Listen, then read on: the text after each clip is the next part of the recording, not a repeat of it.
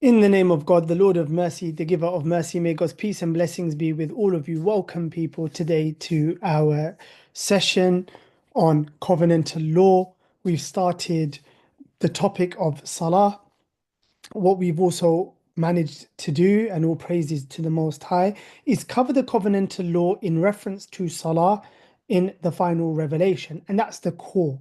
Yeah, and the way that this entire course is being taught, as in this foundational study of covenantal law, is very, very specific, and in a way that allows you to understand what the covenantal law is at its most fundamental and default position. Now, of course, there are going to be situations in people's lives, and in fact, the covenantal law speaks to those, where situations or circumstances aren't normal or ordinary. They're extraordinary. For example, you don't go to war every day, right? You live in a civilized society, a civilized community, in peacetime. But especially in the ancient world, battles or wars would break out, and it happens today as well. And in that period, right, extraordinary period, how does the covenantal law adapt to it? Sometimes we'll see that certain facets of the covenantal law are put on hold, on ice, and others they slightly change in their operational approach. Um, we've seen that, for example, when it came to war and Salah, which is why I used that um, um, example.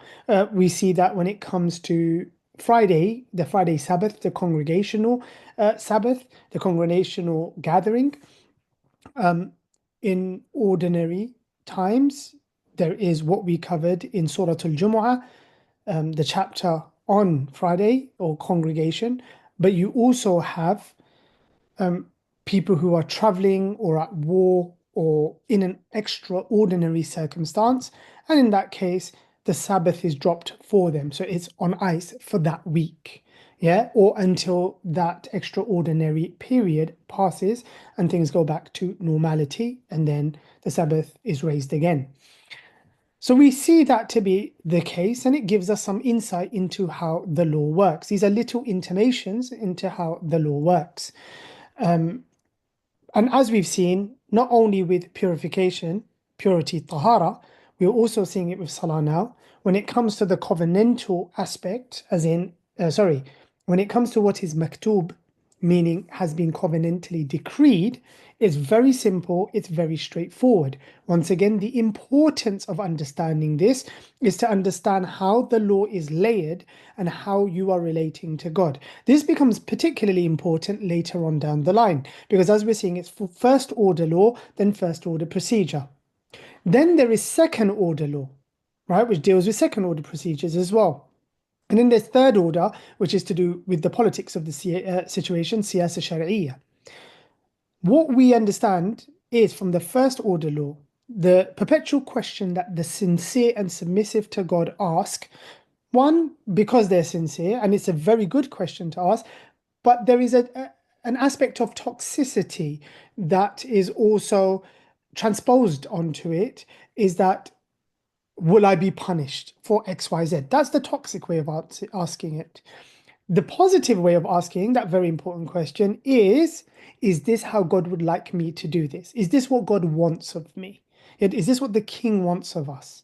So where we say, what does the king want of us? We know from a first order perspective, this is what it is. By understanding the distinction between the first order and then the second order, is that the second order are human interpretations of certain aspects of the first order. And in the first order, you have things that are explicit and they're quite clear in its ordinary perspective, in ordinary life, everyday, normal life, is quite clear. The second order conversation really comes in when you're looking at application outside of the ordinary situation.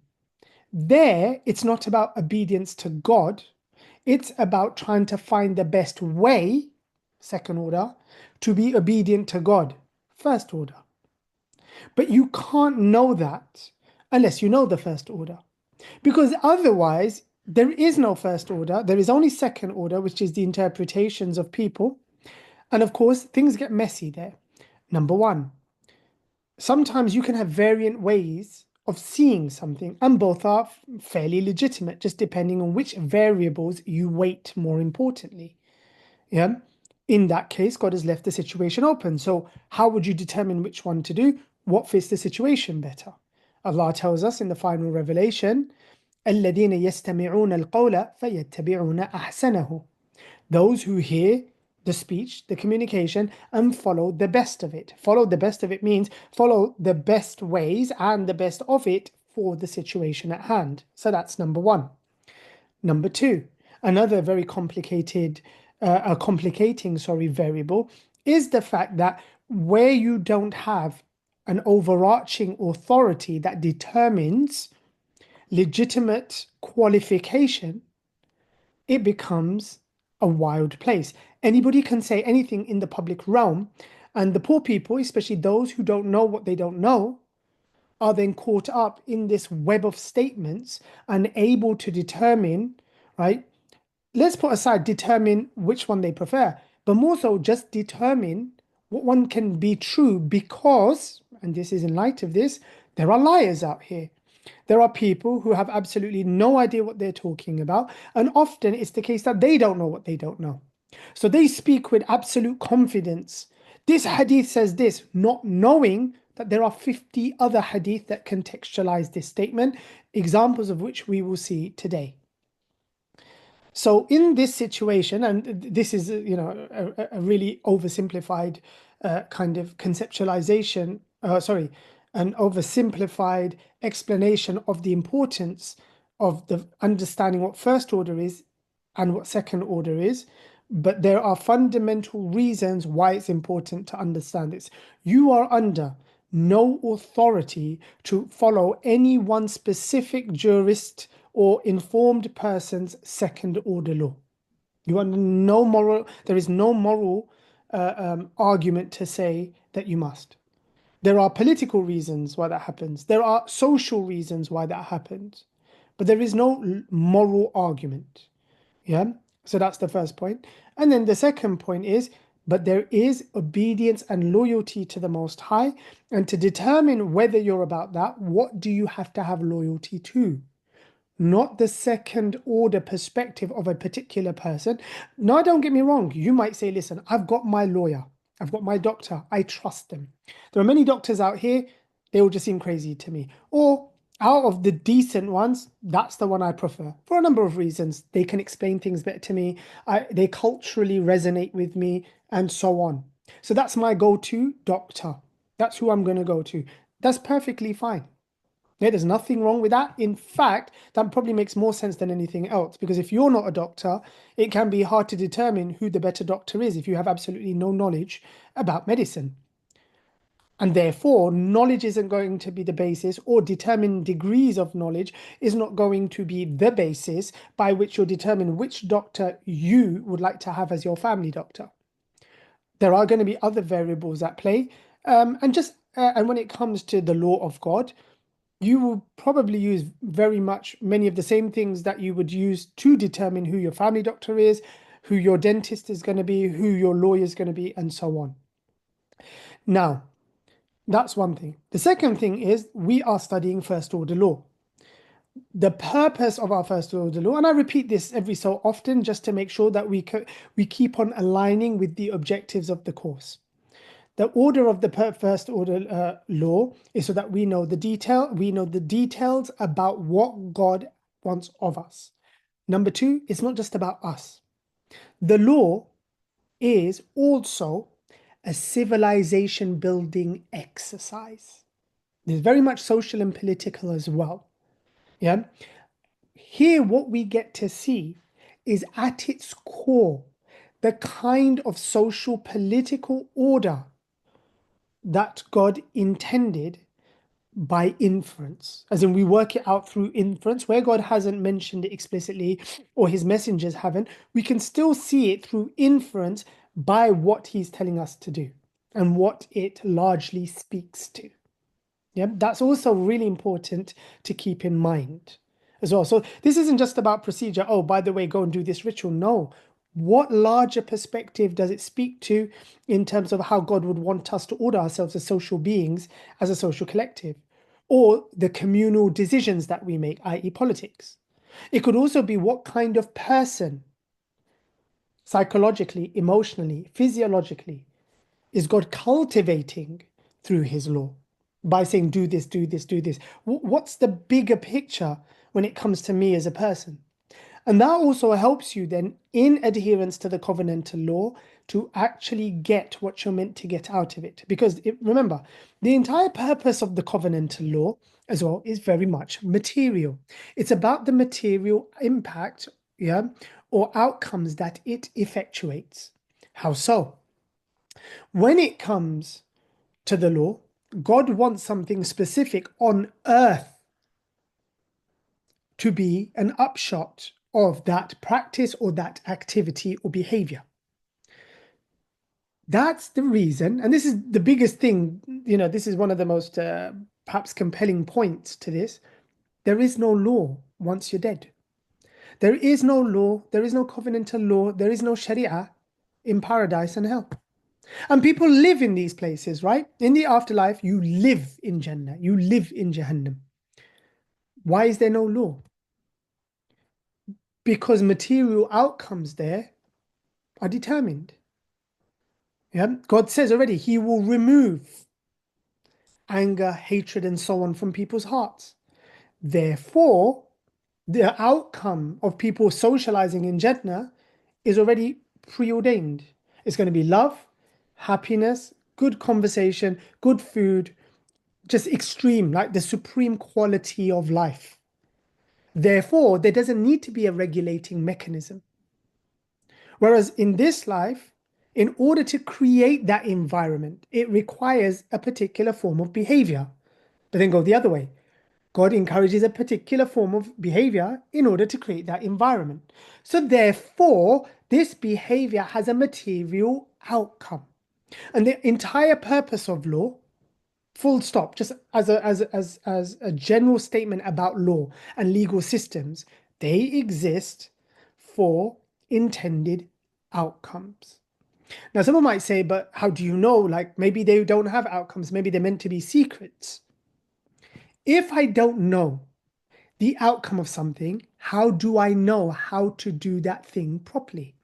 Someone gives you a bunch of ingredients, says, make something, but they don't tell you what to make. How do you know you're making the right thing and that you're mixing the ingredients appropriately? You don't. So you might have all the ingredients, but then you start doing some really weird stuff with it. And when someone says, but why did you put that with that? And why did you mix it then? Then why did you put it in the oven? I don't know. I assumed I was making this. And then following on the analogy, why are you assuming? You don't know, you're not meant to know. Then if I'm not meant to know what I'm making, how do I know what to do, when and how? Oh, but there's a procedure the Prophet taught. Yes, but even within the procedure, there are gaps that are left that intuitively you're meant to fill, but you can only do so knowing what you're doing this for. So there, what am I meant to do? And that's where the lies start to be perpetuated. No, well, the Prophet told us everything about everything in everywhere in every gap. There's not an atom space in any. That's rubbish.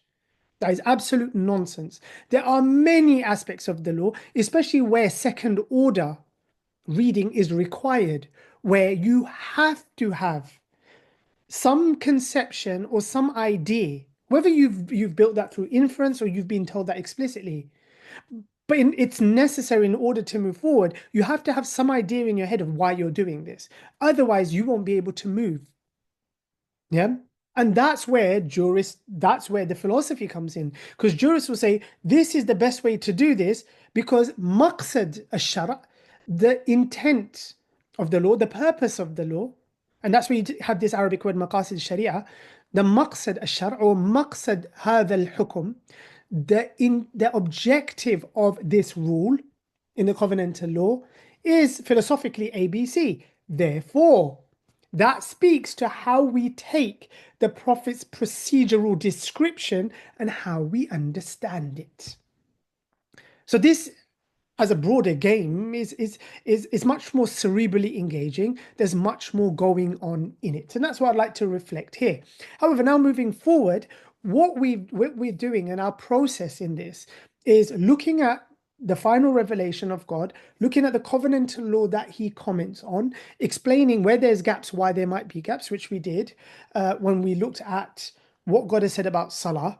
And what we realize is there's not a lot about procedure, like the technical procedures of standing, sitting, although the generality is there, and that's what Salah is. And Salah, why that's the case, and why we lose that in 2025. Because we're not in 1400s, we're not 1400 years ago, we're not in the 600s AD, we don't know the environment that's going on. We don't know what's there. And of course, if you start at Salah starts here, then yeah, it's like, how come this is a bit weird? How come there is no procedural element of something so important? But then when you understand the context, what came before it, how it developed in that moment, and so on, you're like, oh, that makes sense now. The problem was I came to something as if it was the beginning of the conversation. It was actually the tail end of the conversation. So yeah, you wouldn't have a big conversation about football. You wouldn't have the football coach in the room having big strategy conversations and then say, yeah, but how do you play football? That happened right at the beginning when you were a kid coming up. Before you even joined the club, you learned how to play football. And it was learned. His conversation is building on that entire experience. Yeah. As in the coach's statement is building on the entire experience. And we saw that to be the case there. Then what we're going to do is look at procedure. Now we're looking at the procedure and who teaches us that procedure. Who's the only one that can teach us that procedure? That's the final messenger of God, Muhammad ibn Abdullah. May God honor him and may his legacy endure. That is where we find that procedure. Yeah. Now, there are many, many, many hadith where you can extract procedure from. Many. In fact, nearly every book behind me. Yeah.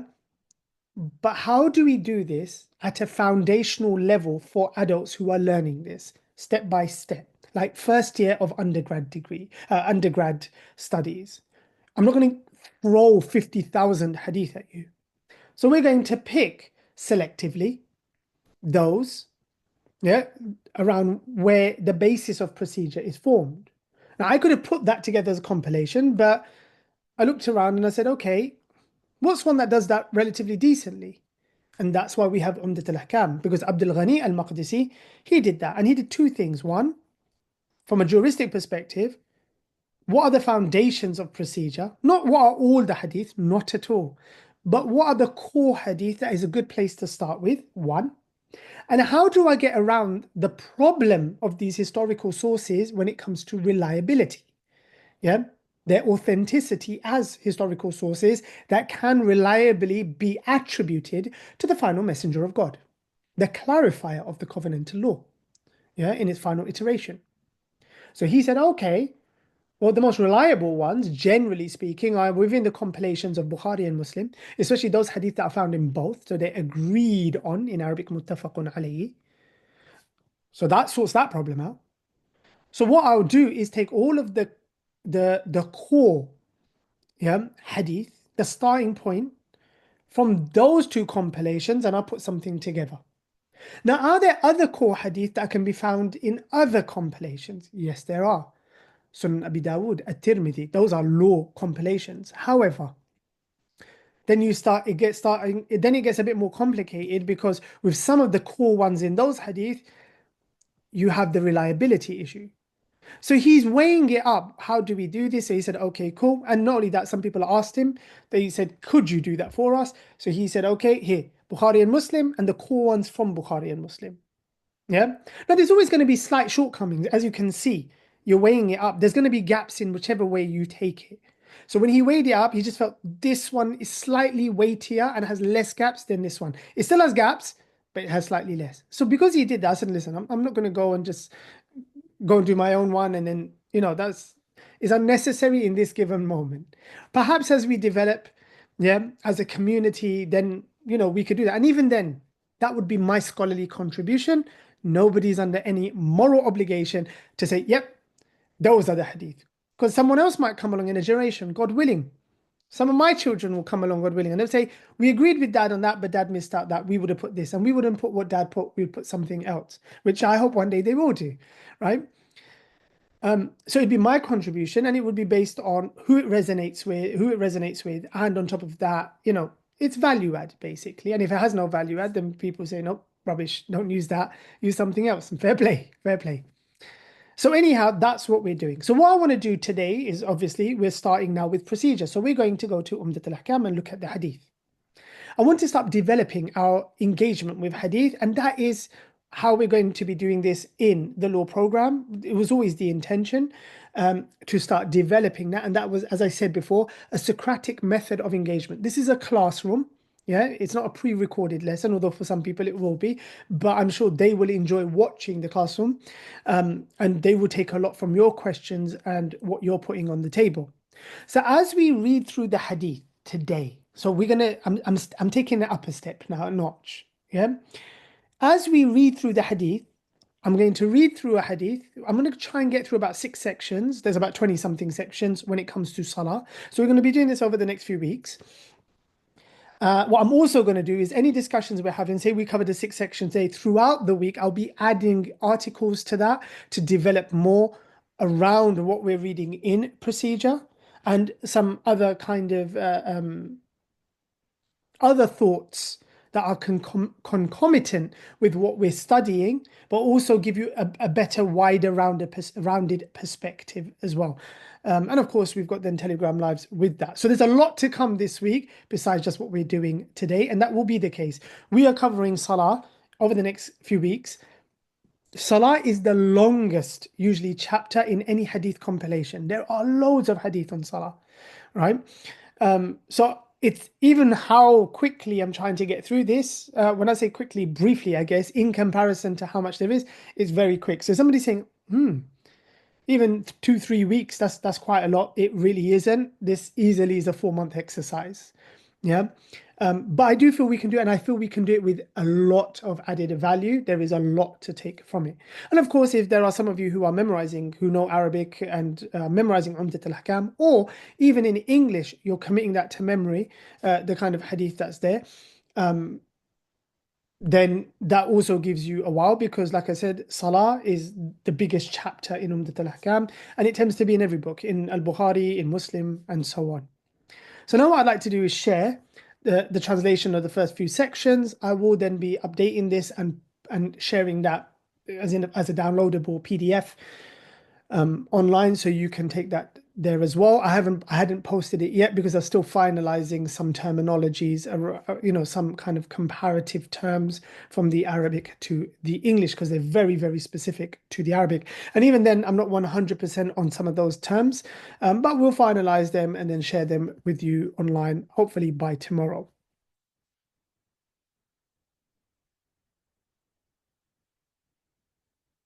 So here we are.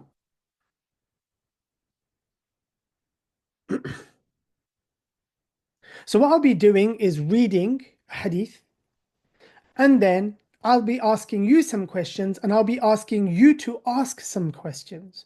Because one of the things I also want to do, aside from learning about the covenantal law as or as first order law, I want to also develop your capacity, yeah, to analyze hadith and ask meaningful questions. The first step is just to ask questions, to have a critical eye when you're looking at a historical source rather than being theological. Theology really messes everything up because it's like this kind of magical way of thinking about things that is embedded with hermeneutics, yeah, with epistemology, the lens you're using and how you're interpreting things. But people approach it as if there is no interpretation and there is no lens, right? So it's really fundamentally for people who don't necessarily specialize, for non-specialists, for them, theology is basically turning your brain off. That's what it is. And one of the exercises that perpetual exercises throughout the course, that I want us to, what it underscores, I'd like us to engender that, is actually knowing how to, at just a basic level, how to engage with hadith as historical sources, which is what every historian and jurist does. Nobody actually looks at hadith, no informed person looks at hadith like non-specialists, lay people, whatever you want to call them, how they do. Yeah. And of course, even amongst them, there are intelligent non-specialists, and then there are not so intelligent non-specialists as well. So there is that, depending on their levels and skills of comprehension of texts and so on. So anyhow, let's start with the first one that Abdul Ghani Al-Maqdisi puts on the table, and then I'd really like to hear from you. And we're going to try and to get through section, 6 sections, but if we don't, it's not to worry. Yes, Yusuf. So I was just, whilst you were talking, I was just kind of reading the first two, and I wanted to know when either Abdul Ghani al-Maqdisi or any other scholar was kind of putting together hadith in various books like Salah, is there a rationale behind the hadith that they put together, as in like the order, or is it just random, any hadith on Salah that they deemed appropriate? No, remember, they've got sections. So now he's talking about al-maktuba. So section 1, the appointed times for prayer, the salawat maktuba. So awqat maktuba, sorry. Yeah. Okay. So what are the covenantal periods? So now he's going to bring together what are the core hadith that I've come across, the 10,000 hadith on the topic. What are the core hadith that I've come across that are the basis of this conversation? The most important tied in, so this is where you're waiting, the most important plus, the most authentic plus, in my experience of discussing this with loads of jurists in my time and the jurists that I've read before me, yeah, what have they also kind of relied on, which just a variable, it's not authoritative, but it's a heuristic variable, plus that equals, and this is it. And that's not to say everybody would do it the same. Like I said a moment ago, I might do exactly the same formula because it's about a weighting, right? Those things in and of themselves are subjective to some extent. Yeah, or So they, within that yeah, section, yeah. within that section, were they specifically put in that order? Like, was there a rationale behind him putting it in that order? To some extent, not a deep intellectual academic order, Okay. but he's going through it. So, for example, Would you be able to, or like a jurist, would they be able to pick up his rationale for putting it in that order, or is oh that no, not? we would do exactly the same because it makes sense. Okay. Yeah. Now, your question is really cool, by the way, Mm. because your point is this: even if it's intuitive, what's informing that intuition? Mm. Yeah. And here, straight up. So let me give you the example. I want you to put number one aside, Okay. yeah, for a moment and look at number two. It's very particular Mm. about a description of the environment. Mm. Yeah, as in when I say environment, the description of light and darkness, because it's talking about that, right? Here is also a description of light and darkness, and then a practice of his. Yeah, that would speak to how it was operationalized within in mind of the social setting. Very particular. Yeah. The same with this one. Okay, so he's put those together. So why does this one come first? What does this do? That and thereafter, why does it come first? I think when you see what it does, intuitively, that is the reason he put it first. Here, this hadith of Abu Amr al-Shaybani speaks to a philosophy rather than a practice.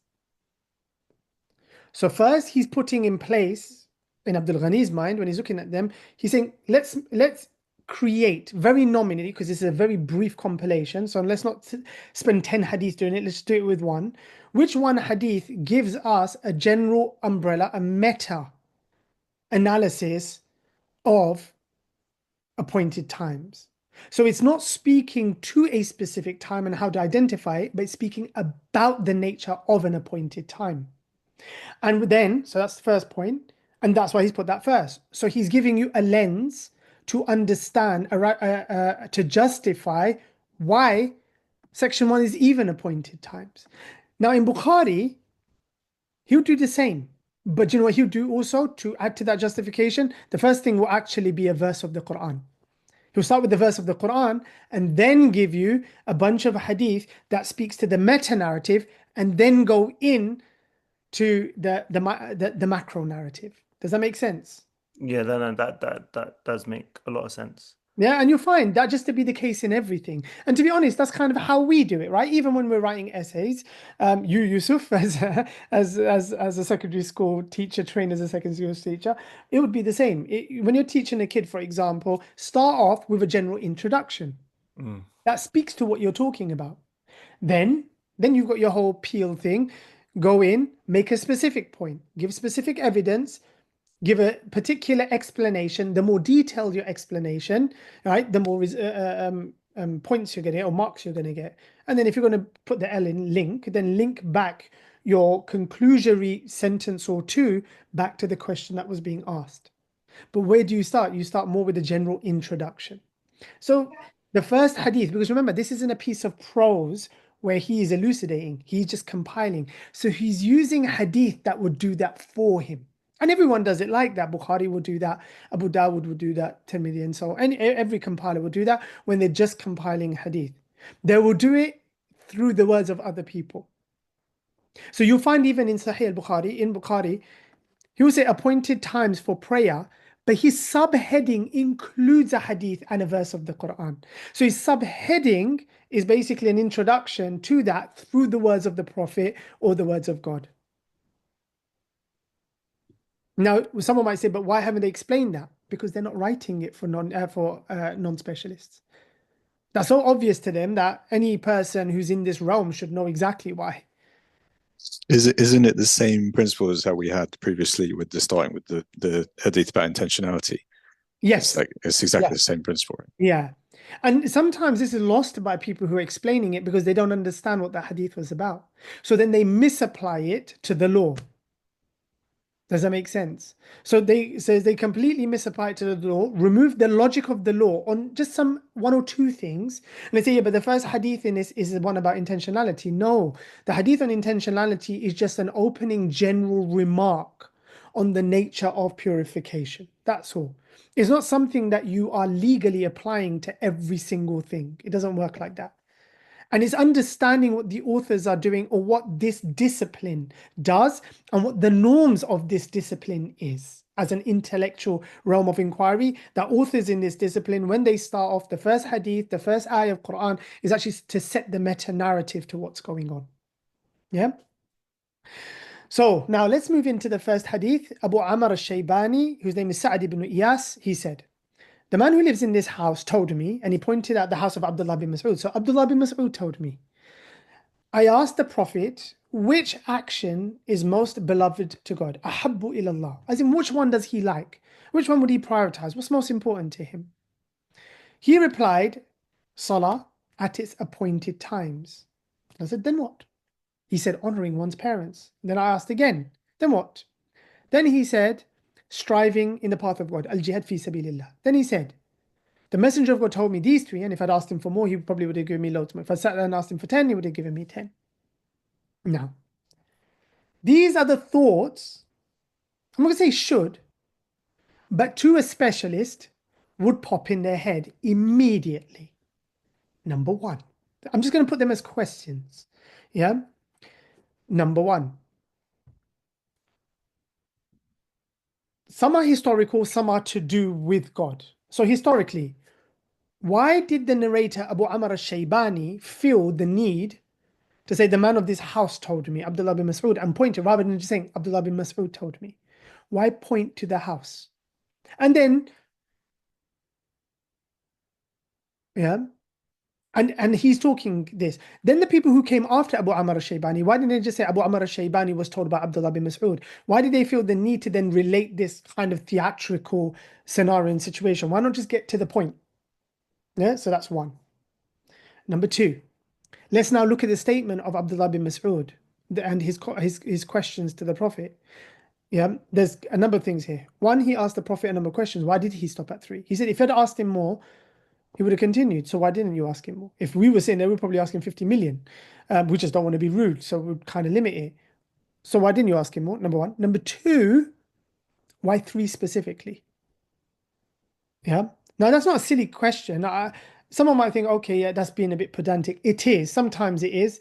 To be fair on this one, I'm cheating. There is an answer to this. And not only because I know the answer, because there is something around three. which would tie back into that, but it would at least stand out. Jurists wouldn't necessarily ask that question, but it would stand out to them. As in, not stand out to them, they would nod, they would understand why it was 3 and it stopped at that. The next one, which action is most beloved to God? Now, if I'm reading this in the appointed times for prayer, what was Abdullah bin Mas'ud's intention?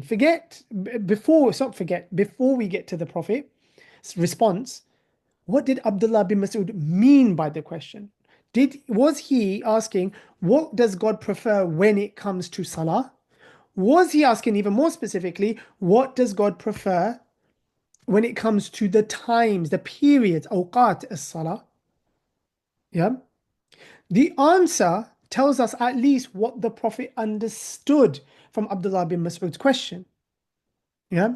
That it wasn't specific either to awqat as-Salah, periods of Salah, nor was it to Salah itself. It was actually just quite general.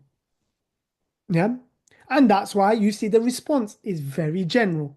1, Salah in its appointed time. 2, honoring parents. Number 3, striving in God's path. The other, then we get deeper and deeper into our questions and more specific. Okay, why is prayer more important than honoring one's parents? And why is honoring one's parents more important than striving in a path of God? Yeah. Are they ordered, or are they just 3 things that are of significance? Yeah. Someone might say, no, they are ordered because then. And here what you have is ism tafdil, ahabbu ilallah. Right? So it's a comparative statement, most beloved. So if this is most, then that's that. Then what? Of course, there's a lesser degree. We started at the top most, then what? Then logically, you're not going to go higher, you're going to go lower. You're not going to go sideways, equal, because here it's comparative. Equality is not a comparison. So then clearly the most is Salah in its appointed time. Then, of course, we get into the philosophy. Why is it more important? Yeah. Why is that more important than honoring parents? And why is honoring parents more important than striving the path of God? Another question, either of equal value as well, is what is meant by these statements? What does prayer at its appointed time mean? What does honoring one's parent mean? And we're not talking about linguistics, because when someone's speaking to you, you don't get into linguistics. You only get into linguistics for practical purposes. So when you use the word honoring or birrul walidain in Arabic, they will say, what is birr? And when it comes to the context of walidain, parents, how does that manifest? What does that look like? Is there a way we can define that? Obviously, if you study epistemology, not necessarily just epistemology, but philosophy generally, at least in the Western context, the art and science of definition in and of itself is a discipline of thought. Yeah. How do you accurately include the parameters that are, or include the variables that are required within the parameters, whilst also excluding that which is irrelevant? Yeah, in Arabic, they have a statement. So they have a way of saying this in Arabic, and they say, Ma huwa al-jami' mani. That which is inclusive, exclusive. And what they mean is it includes in its definition everything that's required to define it, whilst excluding everything that goes against it. And that's a really good definition. So honoring one's parents. And remember, I'm drawing in now mantiq. Right? Mantiq is logic, or you can study in philosophy as well, formal and informal logic. Honoring one's parents. Then I asked again, then what? And he said, striving in the path of God. That's quite broad. Al-jihad fi sabilillah. Again, this requires going back to the Quran. How does God characterize al-jihad fi sabilillah, striving in the path of God? And how can we bring about a good, once again, jami' mani' ta'rif, right? An inclusive, exclusive definition. He said, the messenger of God told me these 3, and I asked him, he would have continued. So there's a lot in here. And if you're a historian, you're also going to ask, who's Abu Amr al-Shaybani? Did he actually ever meet Abdullah bin Mas'ud, or is it somebody who's just making up something that they heard from a companion? Yeah. And how did Abu Amr al-Shaybani's statement get to us? So you're going to look at the transmission. Abu Amr al-Shaybani, there was 4 of them. Which one was it? Whose name is Sa'd ibn Iyas. Who said it? Because remember, it's Abu Amr al-Shaybani, whose name is. Who's telling us this? Abdul Ghani al-Maqdisi? Is Bukhari saying this? Is Muslim saying this? Who's telling us that this Abu Amr was Sa'd ibn Iyas and not that person or that person? How is he equated? Because Abu Amr is a kunya, right? Shaybani is a very general statement of a tribe, the Shayban tribe. So how do we know Sa'd ibn Iyas is the one that's referring to? Because if you're referring to the other one, he never met Abdullah bin Mas'ud, and then not narrator, but somebody's made up a hadith and trying to attribute it. So are we mistakenly assuming that the one who made up this hadith, yeah, is Sa'd ibn Iyas because Sa'd ibn Iyas did meet Abdullah bin Mas'ud, but the Abu Amr Shaybani that the liar made up wasn't Sa'd ibn Iyas. He was referring to another Abu Amr al-Shaybani, and therefore we're missing a mistake that a liar made. We're actually we're justifying their mistake by attributing it to an Abu Amr that they didn't intend. There was so much going on, depending on how you're looking at it, right? And what perspective you're coming from. These aren't the conclusion of the questions on this. There are many, many more people. But I just wanted on the face of it to show you these are the questions that it comes to your mind, and then as at least a specialist, you set about answering every single one of those with very, very, very compelling answers that can be reasoned from the beginning all the way through to the end. And because this hadith is doing multiple things, all of those variant lines of reasoning for those variant things that I just raised, they all also sit together because they do so in this hadith. So they all have to complement and align with one another for it to be a robust whole view. And that's one hadith. Yes, Yusuf. So, when this question was asked, whoever was compiling it, did they look at the context of that question? Like, why was it asked? Did the Prophet say this specific? No, the compiler doesn't care. His problem, and at this age, we're talking about Bukhari's time, right? And before Bukhari, it depends which compiler you're talking about. Many people have compiled this hadith. Yeah. Because I imagine Abdullah ibn Mas'ud wasn't the first one to ask this, what action is, and so. And the Prophet's response wasn't always deceiver, right? Yeah. But then, I guess my question is, do we have? Let me ask you a question, Yusuf. I mean, brilliant questions. If other people, other companions, it's reported and related, they asked the Prophet very similar questions, which actions are most beloved to God, and the Prophet gave them answers that aren't these three, yeah? That tells us that obviously there is something about this context that made him say these three, and there was something about that context that made him say those three or those two or those four. Say that we have no extra evidence that tells us what those contexts were. How do we determine what the difference is?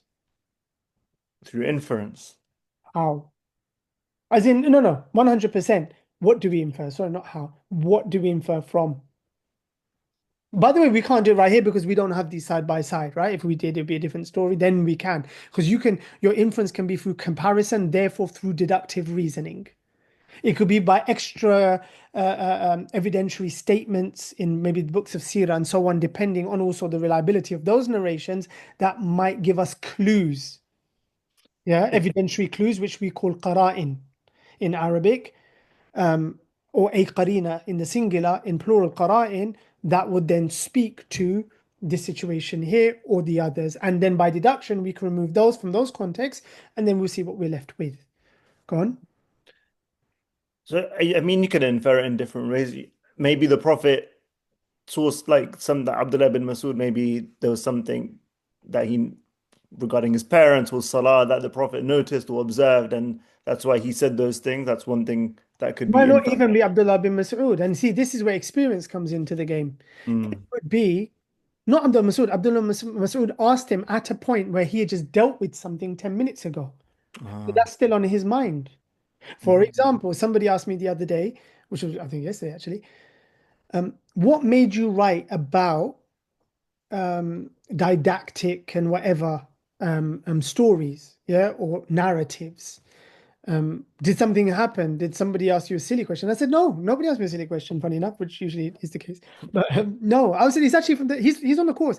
I said, no, it was from the lesson. It was from he hadn't listened to Telegram Live. I said, no, it's from Telegram Live. I said, Abida asked a brilliant question and it just made my mind kind of tick on it. And then I was just sitting on my phone and I wrote it up and I said, boom, Let me post it. I was going to post it actually on, what was it? Telegram. Yeah, I was going to post it on the Law Covenantal Forum, but I thought, you know what, this is a wider perspective that's not specific to law. It's something that everybody needs to kind of figure and think about, and that's why I put on the message board. Now, in that moment, I posted on Friday and I said it, but it was based on a conversation I'd had on Thursday, a really fun conversation that we were having, and an intelligent one as well. And it just gave me some just intellectual thoughts, like really neutral, just intellectual thoughts on the topic. So, I shared them. Again, it's knowing if you were there on Thursday where Abid and I were having that conversation, then it'd be like, oh, that's why he said that. Does that make sense? Now, it Yeah. wouldn't be because of the conversation I had yesterday. No, it was actually the day before it. So it might not have anything to do with Abdullah bin Mas'ud. Abdullah bin Mas'ud's got something else going on in his head. And he just says to the Prophet, based on what's going on in his head, you know, what action is most beloved? Maybe he's thinking through something. That happens with me and my second son, Moses, all the time. He's got something going on in his head, and then he'll ask me a question. And I know it's just not off the cuff. So I say, what were you thinking? What made you ask that question? Then he'll tell me the story behind it. And then that helps me shape my answer. But if I didn't know, say I didn't ask, and he asked me a question that he's coming from specifically, then I respond with something. Maybe I was having a conversation with one of the other kids 2 days ago, and that stuff's in my head. I'll respond with that. Things do not come out of nowhere. Everything is usually driven by something that's going on around us in the near kind of near past, or at least the immediate moment. So then Did we're it? not always told then, like what had happened before then, right? A lot of that is Say that just, again. as in we're not always told, We're like, most of the time not told. When you say we're told, who's the we? as And in, what do you mean by told? well, it's not given to us what Who's led the prophet us? to say, like in the books, like when this is written, when this was compiled, No, it's because you have to understand, when you say it's not given to us, you're making it sound like the Quran, right? So it's oh, words okay, like this that end up misinforming the laity. That's why I'm okay, picking on it. okay, Because then the way they treat hadith, the hadith isn't for us. It's not revelation from God. These are just sure, okay. historical sources. So the question would be, is there within the corpus of historical sources contextual, no, what you mean to ask is explicit contextual narratives around the statement. How would that be? Basically, a bigger version of this statement. Is there Mm, a more expansive version that kind of leads up to this point? Some hadith you'll find that to be the case. There are other okay, hadith you won't. cool, It thanks. could also presumably just be the case that that discussion was taking place and there was another group of people there present at the time, right? Kind of to your point, a bit like your conversation with Abida the other day. Sometimes he might have been saying something in order to teach other people who were there, who were present, about a particular point, because maybe he knew that something had affected them in their life a 100 bit. hadith of Gabriel. Yeah, exactly. Or I was thinking also like about it's not quite the same, but slightly different, but it tells you about the background. You know, the conversation you were telling us about the other day, where the person got two people got two different answers about whether or not murder would be About that. forgiven. Yeah. Yeah, exactly, right. And that's all very dependent on like specific circumstances related to the individual, right? So Yeah, definitely. So here, why might, and I'm going to give a short one. We're on in the first hadith, but and this is the point. Studying hadith is like studying Quran. It's really fun. It's basically exegesis. Yeah. Um, so here he gives us three. So now to come to the point, and he gives us three. Which action is most beloved to God? Prayer at appointed time, Salah, in its maktubah, in its appointed, when is this appointed time? Appointed period. Two, honoring parents, and three, striving for God. How are these related? Are these unqualified? No. What does he mean by action in is most beloved to God? The Prophet gives three, yeah? Because as Abdullah bin Mas'ud goes on, the Prophet sees this. The Prophet is clearly trying to teach him an overarching philosophy of being rather than just answering singularly. So he's not answering one question, then another question, another question. He's answering one question with the mind to speak to kind of things that direct your life from a philosophical perspective rather than just instructional. The point here isn't just instructional. It's meant to speak to something greater. What is that thing, and how, as in, what can we infer from these three, putting them together? So let's take them as components. One, Salah is appointed periods. So he doesn't say just Salah. It's Salah in a disciplined way, in a way that orders your day and brings God into your life. Yeah, as in part of your psychological kind of existence. Number one. Number two, honoring one's parents. Again, remember what a parent is to the Prophet. He's talking about those people who have literally birthed you, raised you, guarded you, cultivated you, nurtured you in service to God and adherence to the law, right? And out of absolute love and selflessness.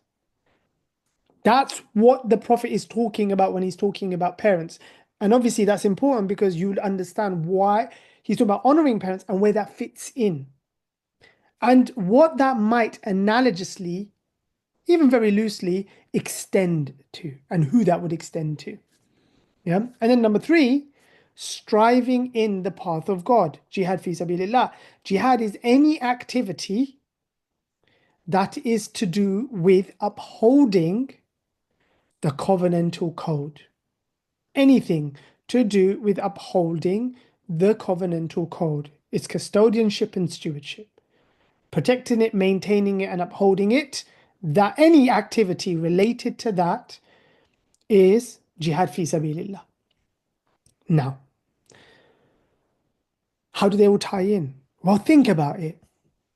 Honoring one's parents is in the middle of disciplined connectivity with the Most High and striving to uphold, maintain his covenant law, which makes you basically someone who's taken a pledge, right, to be a steward for God's code.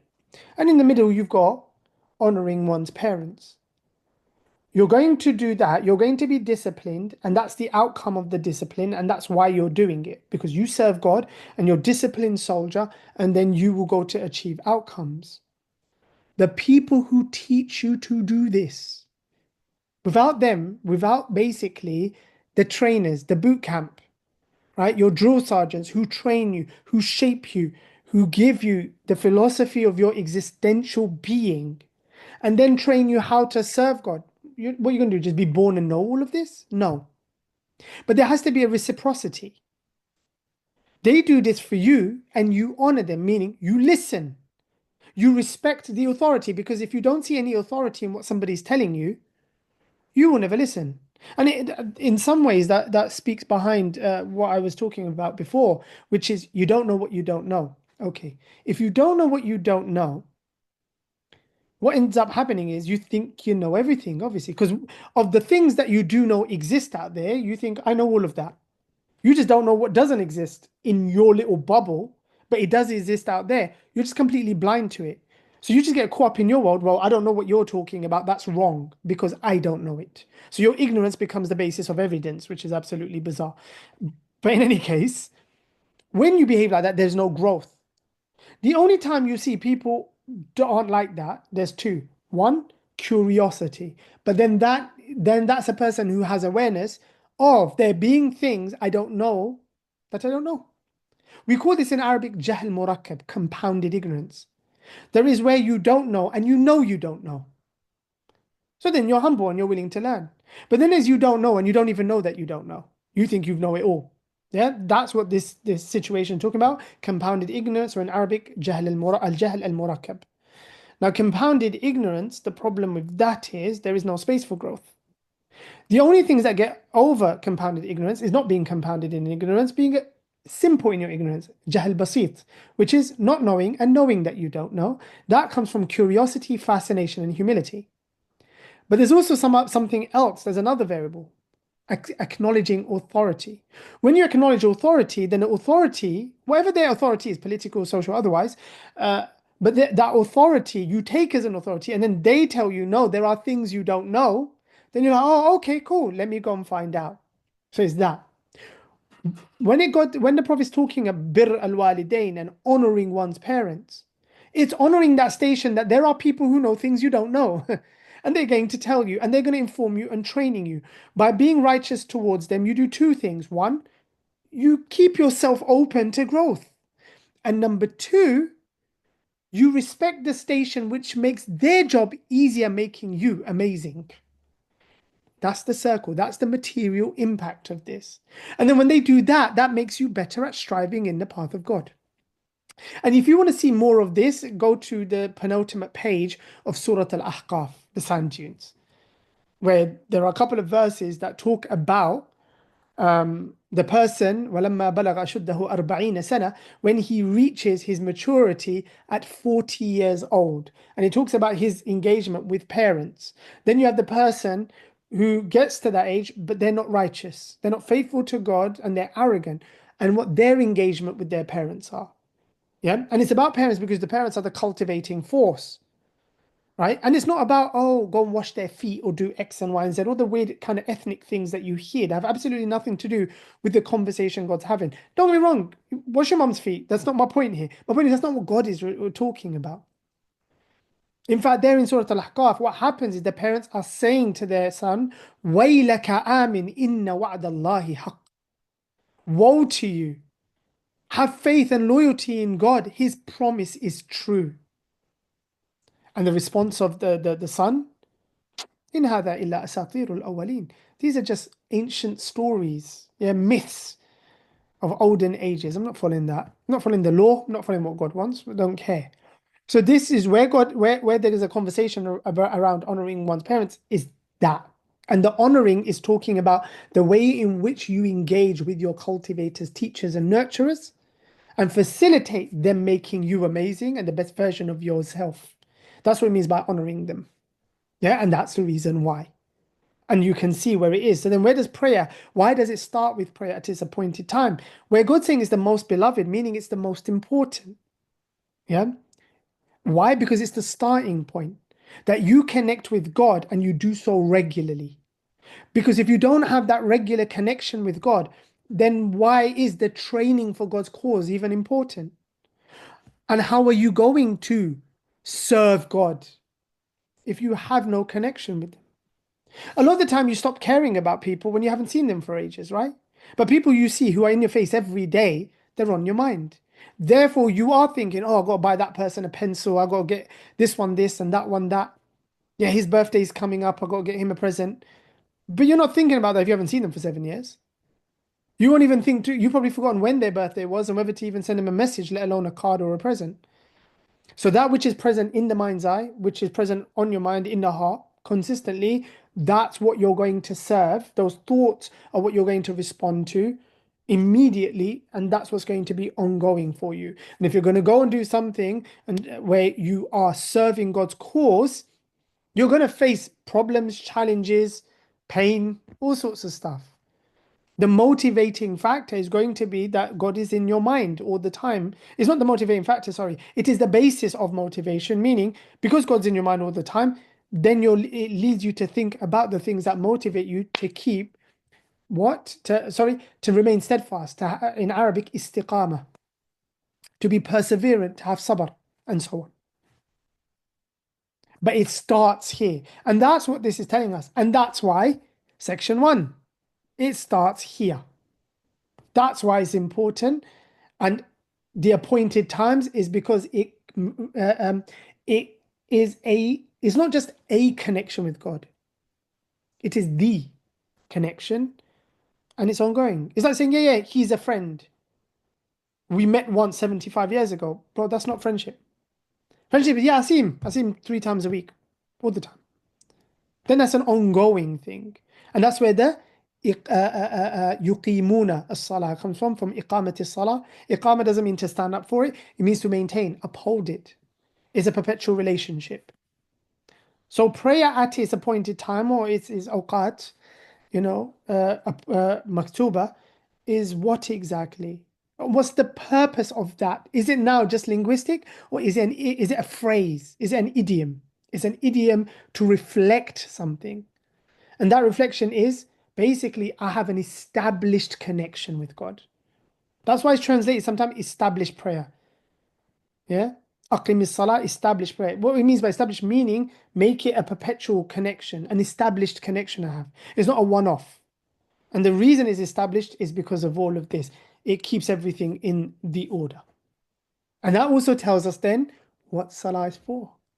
Yeah, one of the major things that it's meant to do for you.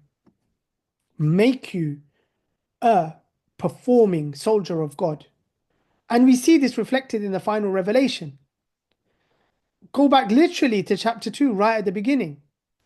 وَاسْتَعِينُوا بِالصَّبْرِ وَالصَّلَاةِ, and seek God's aid with perseverance, being perseverant, work ethic, and salah. So it's a means of God's aid. The hadith of Abi Hurairah, which is in Bukhari, where God says, Inna ad-deena yusrun. Yeah, the code is easy. وَلَا يُشَادَ الدِّينَ أَحْدٌ إِلَّا غَلَبَهُ. And anyone who's trying to go over the top and just trying to make things hard for themselves, they won't be able to sustain that. It will overcome them. إِلَّا غَلَبَهُ. فَسَدِّدُوا وَقَارِبُوا وَأَبْشِرُوا.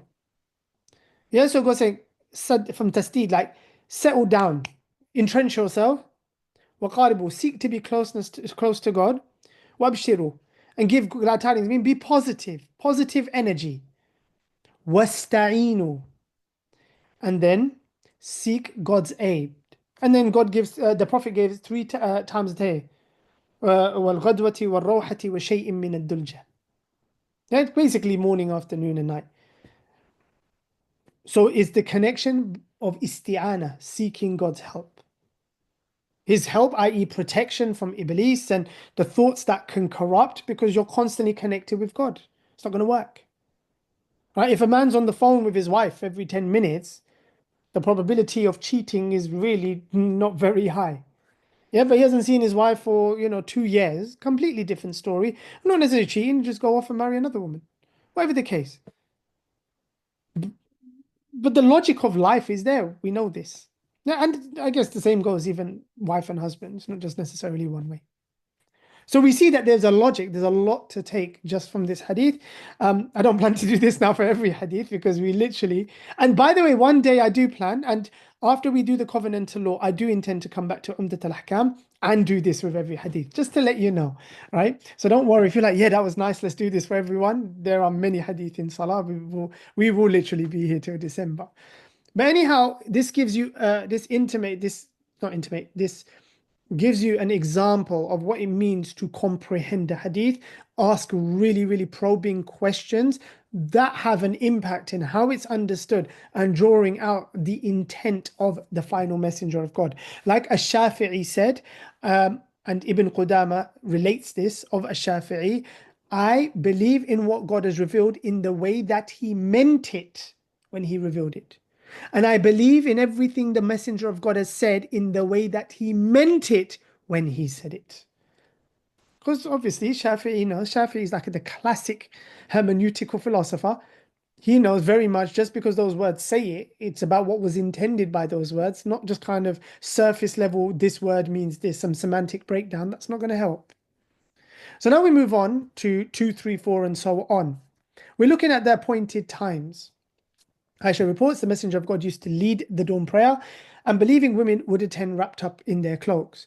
Then they would return to their homes afterwards, and no one would recognize them because it was still dark. Cool. Why are we being told believing women would attend wrapped in their cloaks? Yeah. Why are we being told the Messenger of God used to lead the dawn prayer? Yeah. Why isn't it that, oh, they just came to the prophetic masjid and done? Why he was leading the dawn prayer? Number 2, the mu'minat, the believing women, they would attend wrapped in their cloaks. Remember, this is happening in Medina. This also tells us the term believing women here. Yeah, there's also interesting choice of words from Aisha in a description of them. If Muslimat is the identity, how come she's not using it? Clearly, they're just adjectives that are descriptive. Yeah, so the believing women would attend. And also the idea of it being the dawn prayer, Salat al-Fajr. In another hadith, the Prophet said, yeah, the dawn prayer and the night prayer, Isha, they are heavy on the hypocrites. Which is why Aisha has singled them out as believing women. They might be from the polity, but you'd know who the believing ones were because they turned up to the morning. Yeah, they offered the morning prayer. Number two, they would attend wrapped in their cloaks. Why is she mentioning they're wrapped up in their clothes? There's a lot of conversation around this in the sense that in the past 10, 20, 30 years, you had the Saudi kind of an Indian narrative that has many anxieties around women. Oh, it shows that they were covered. Well, they weren't walking around like prostitutes the other days, bro. Like, but this was their obsession, and they used this hadith to say women need to cover more, cover more, cover more, and so on. But is that what Aisha was speaking to? Or is it that they are wrapped in their cloaks because it's talking about how early they left? Then they would return to their homes afterwards and no one would recognize them because it was still dark. What is the desert? Very, very cold when it's dark. So is her point that, oh, they were covered, so no one could see them, but no one would recognize them because it was still dark? So being wrapped up in a cloak wasn't about being seen or exposing something. Clearly, if it was about exposure, then this statement would render it void. But no one recognized them anyway, so that can't be her point. So then is the other point, the only other evidence that we can infer from is the fact that it was still dark, meaning, it's still night.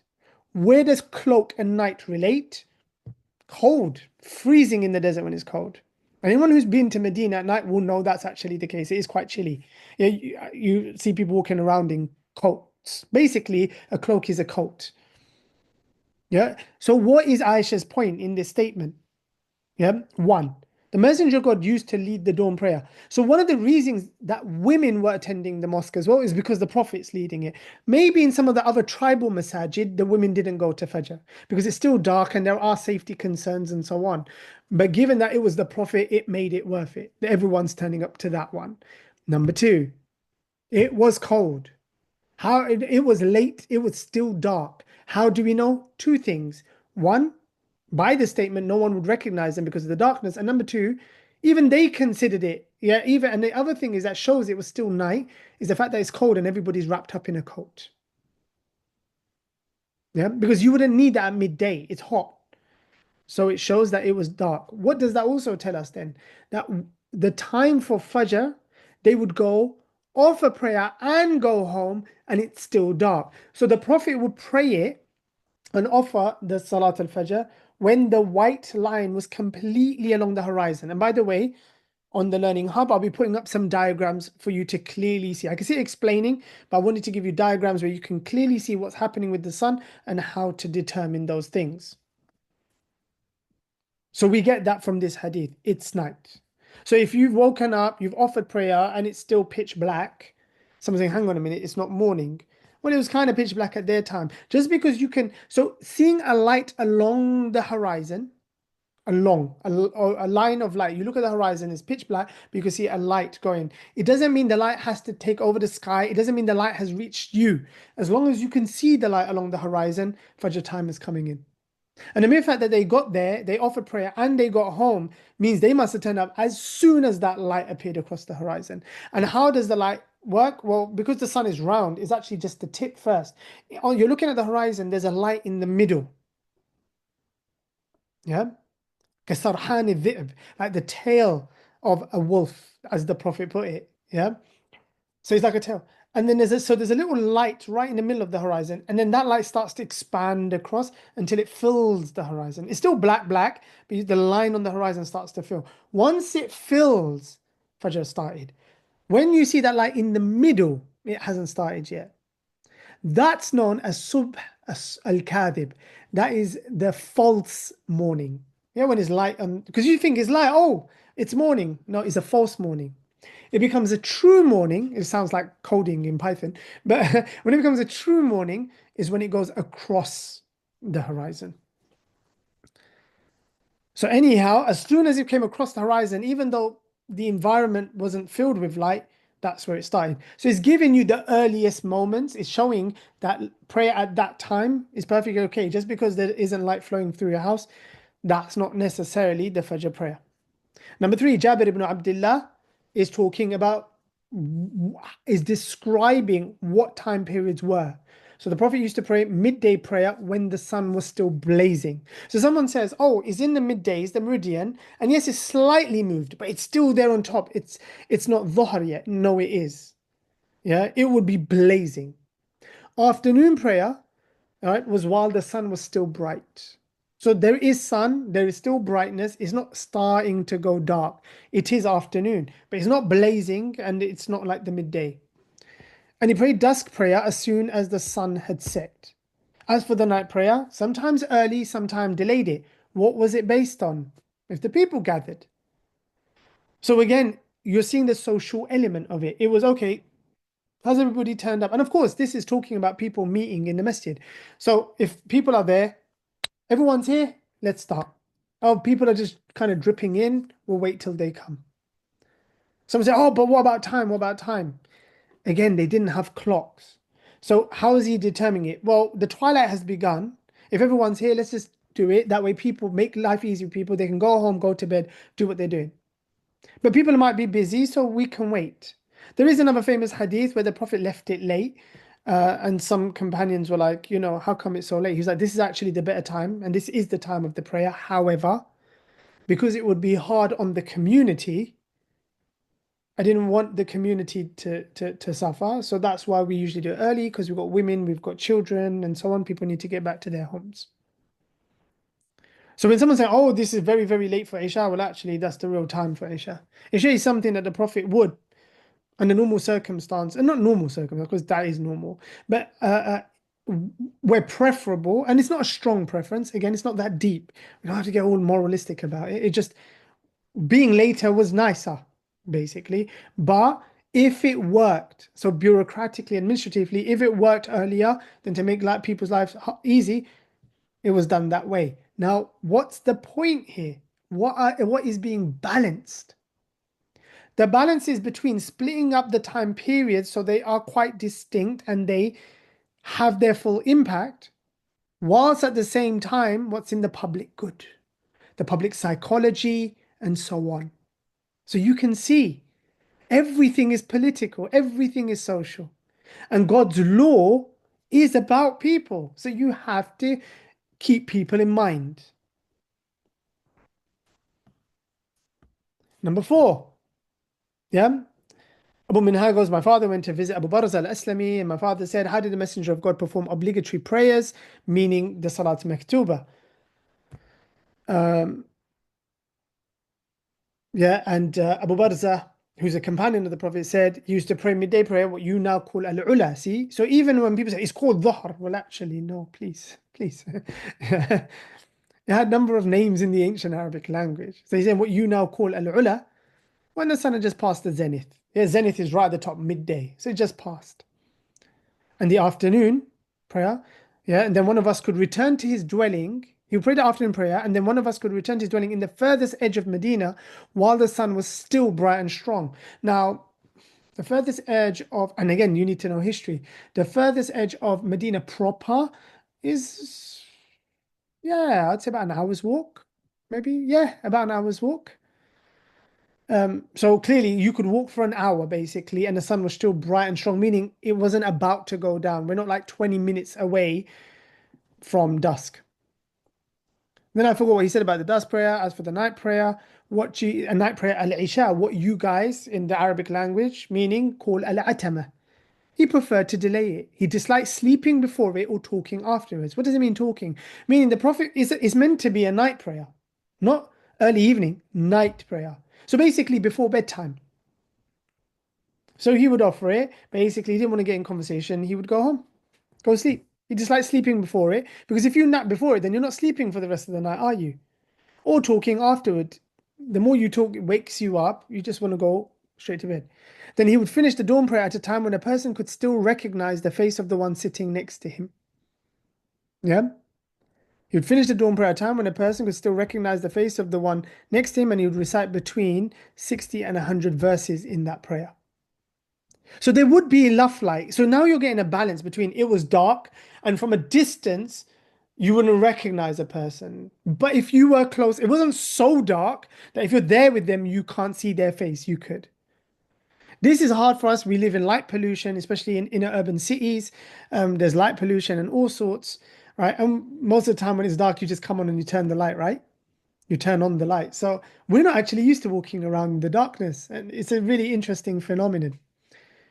If you didn't use light, this would actually resonate with people more. But yeah, so there is enough light where being close, you know who you're talking to, you can see their face. But maybe from a distance, not maybe, but from a distance, you wouldn't see their face clearly. Obviously, you see the silhouette, but beyond that, you wouldn't make out facial features to the point of recognizability. Ali ibn Talib says, on the day of the Battle of the Trench, the Prophet said, "May God fill their graves and homes with fire, for they kept us so occupied that we missed the middle prayer until the sun had set." The purpose of this statement was to then explain or to clarify, because the term in Arabic is middle prayer, Salat al-Wusta, that the Salat al-Wusta is al-Asr. And then you see Abdul Ghani al-Maqdisi giving some extra narrations there. Yeah, but where God says in the Quran, "Hafidhu ala salawati was salat al-wusta," and maintain and guard, yeah, the salawat, plural, and especially salat al-wusta, the middle prayer. This explains what that middle prayer might be, which is basically al-asr. Abdullah bin Abbas reports, number 6, the Prophet once delayed the night prayer until late. So this is the hadith about Isha. Yeah, he came out and he said, "Messenger of God, Salah, Messenger of God. The children and the women who are waiting here, they're falling asleep." The Prophet comes, yeah, with water dripping from his head. What does that tell you? There's a reason for that. Remember, if it's ablution, there wouldn't be water dripping from his head because he's wiping. It's not. So he came having a bath. Yeah. And he said, so he was busy. The point was he was busy and he was having a bath. So he came and he said, if it wasn't that it would cause hardship for my community, for the community of Medina, or for the people, I would have commanded them to pray this hour every day. So that would be the more preferable time because it sits within the time zones that God wants to order life. But at the same time, all society is not equal. Different people in society have needs. So he's finding that balance, that beautiful balance, that medium, where you can still speak to the different time periods and what they're meant to order in people's lives, whilst at the same time keeping in mind that there are others as well, i.e. children and women. Then you have hadith number 7. If prayer is being called to begin and dinner is served, so someone makes the call for prayer and there's dinner, start with dinner. Now, on the face of it, someone say, okay, that's a given rule. And many people take this a bit too literally. Oh, there's a sandwich in front of me. I got to eat the sandwich because I've seen it. If I've seen it, I got to eat it. That's what the hadith of Aisha says. No, there's a bit more to it. The problem here is, once again, when you take one hadith and not the other 20 or 30 that also speak to this phenomenon, which is why Abdul Ghani al-Maqdisi follows up. A similar report transmitted from Ibn Umar, and Muslim records from Aisha. So the same person, but in another hadith. I had the Messenger of God say, there is no prayer when food is present, meaning one shouldn't pray when food is present, nor when one is struggling to withhold the urge to relieve themselves. What does the second part of that speak? How does that speak to the first part? How does struggling to withhold the urge to relieve oneself speak to there is no prayer when food is present? It's not talking about the presence of food in and of itself. It's talking about the presence of food to a person who might be hungry and therefore their mind is on the food. But say you're not hungry. Say you're not starving. You're actually quite cool. You're just having a little snack. And then someone brings a sandwich. The sandwich is not going to go off. Nothing's going to happen to it. You're not even that hungry. And prayer's called.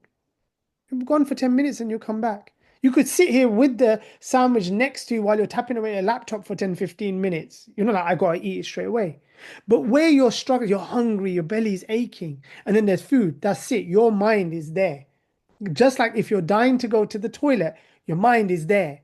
So then go and relieve yourself. Relieve that which is completely taking over your mind and do your thing. Yeah? Now there is a balance here. Because somebody might say, well, I'm stressed. I've got stress at work. And the stress at work is making my attention divert from Salah. I keep thinking about that. Yeah? So surely that falls in the same category. That which diverts your attention, yeah, and is a distraction, then you wait until it's gone until you pray.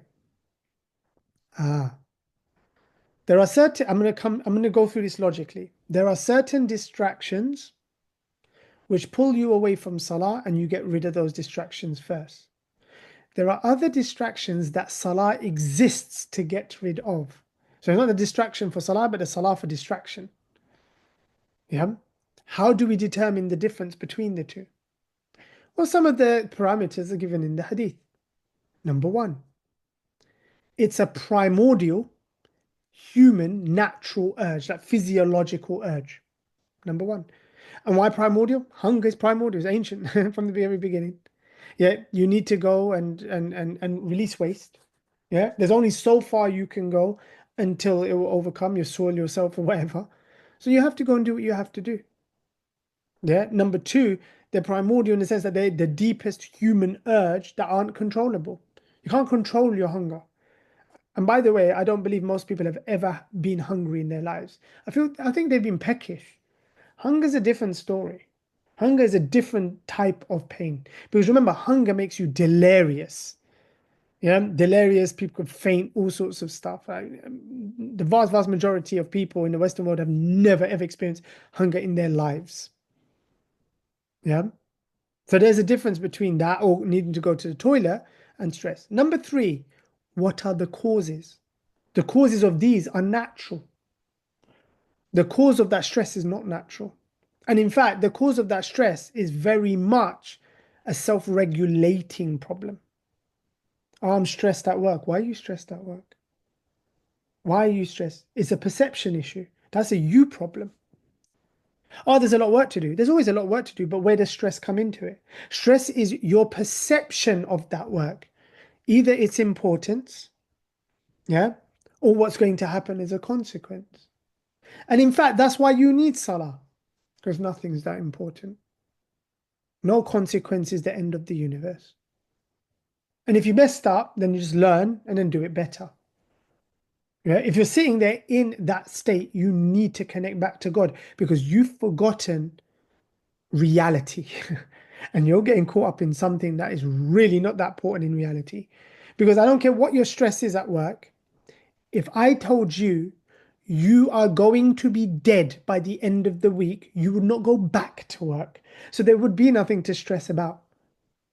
Yeah, and even if it was your friend's company, you're like, listen, I can't leave my friend in the lurch, so I'll spend a few hours helping them and get the work over to somebody else because I'm going to be dead in a few hours.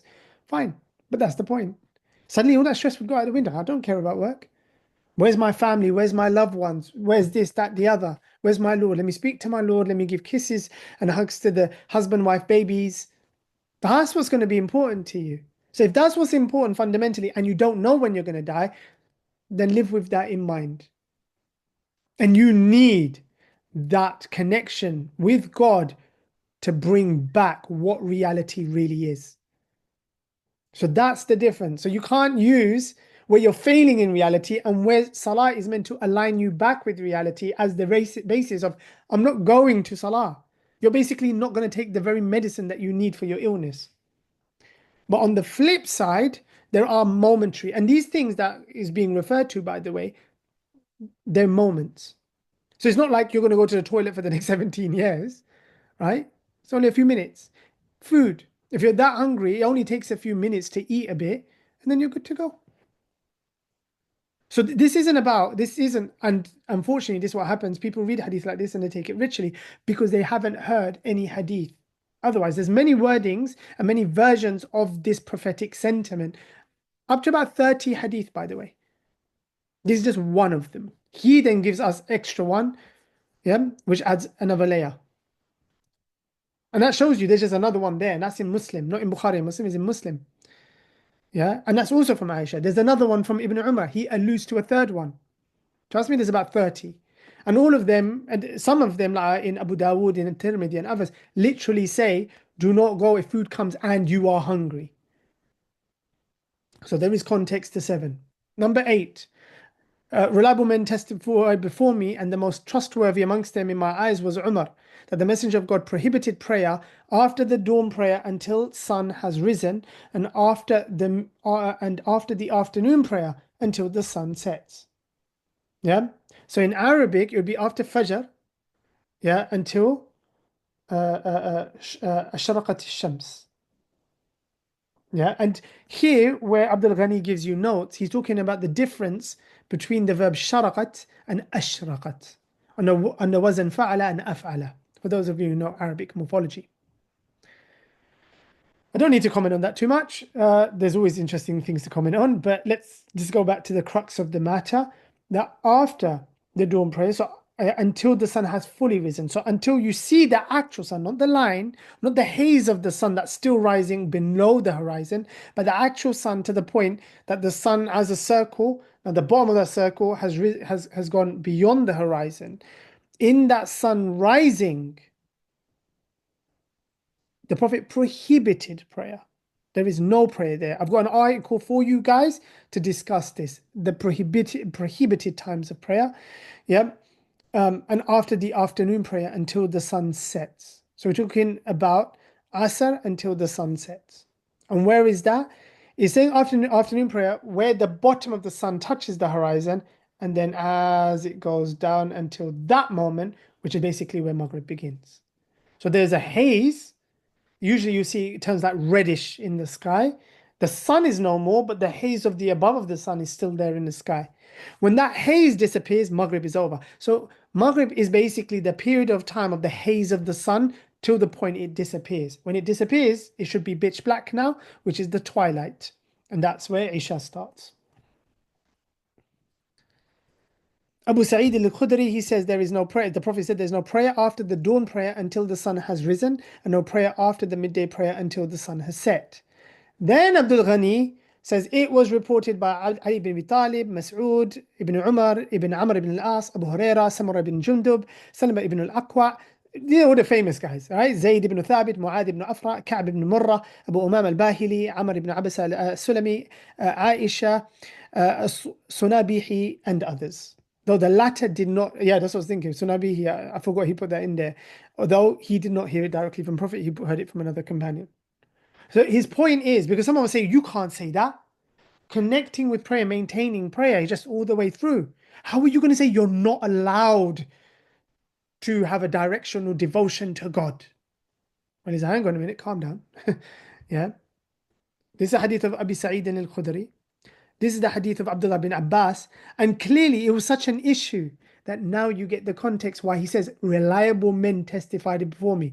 Now remember, who is Abdullah bin Abbas? He comes at the later period of the companions, where nearly all the companions had died off and there's only a few left, like literally a handful left. Abdullah bin Abbas is one of them. So now he's talking to people like of the next generation. His generation has basically died out. For them, that was the norm. So the new generation, who somehow think they know more than he does, and clearly you don't know what you don't know, right? They're like, you can't say that. Number one, who are you? You weren't even there. You don't even know the culture. You just entered from Iraq somewhere, right? Like, stay in your lane. So his point is, it's not me. Reliable men testified before me. So I'm not the only one saying this. People who are much more reliable than me have said this, such as Umar ibn al-Khattab. And he narrates that he heard the Prophet himself saying this. And then Abu Sa'id, and then Abdul Ghani al-Maqdisi, the compiler of Umdat al-Ahkam, he feels to make this point as well by saying, hey, hang on a minute. Don't blame me. I'm just the messenger. I'm just telling you Abdullah bin Abbas said, and that's what Abu Sa'id said. But trust me, many people said this as well. They're not the only ones that related it. So clearly in that time, and even afterwards, it caused consternation between people that it got, like, there was a polemic around it, and therefore you see an additional justification in a book of compilations that you wouldn't think to be there because they're just kind of neutral historical sources. So even in history, you can see nothing is neutral.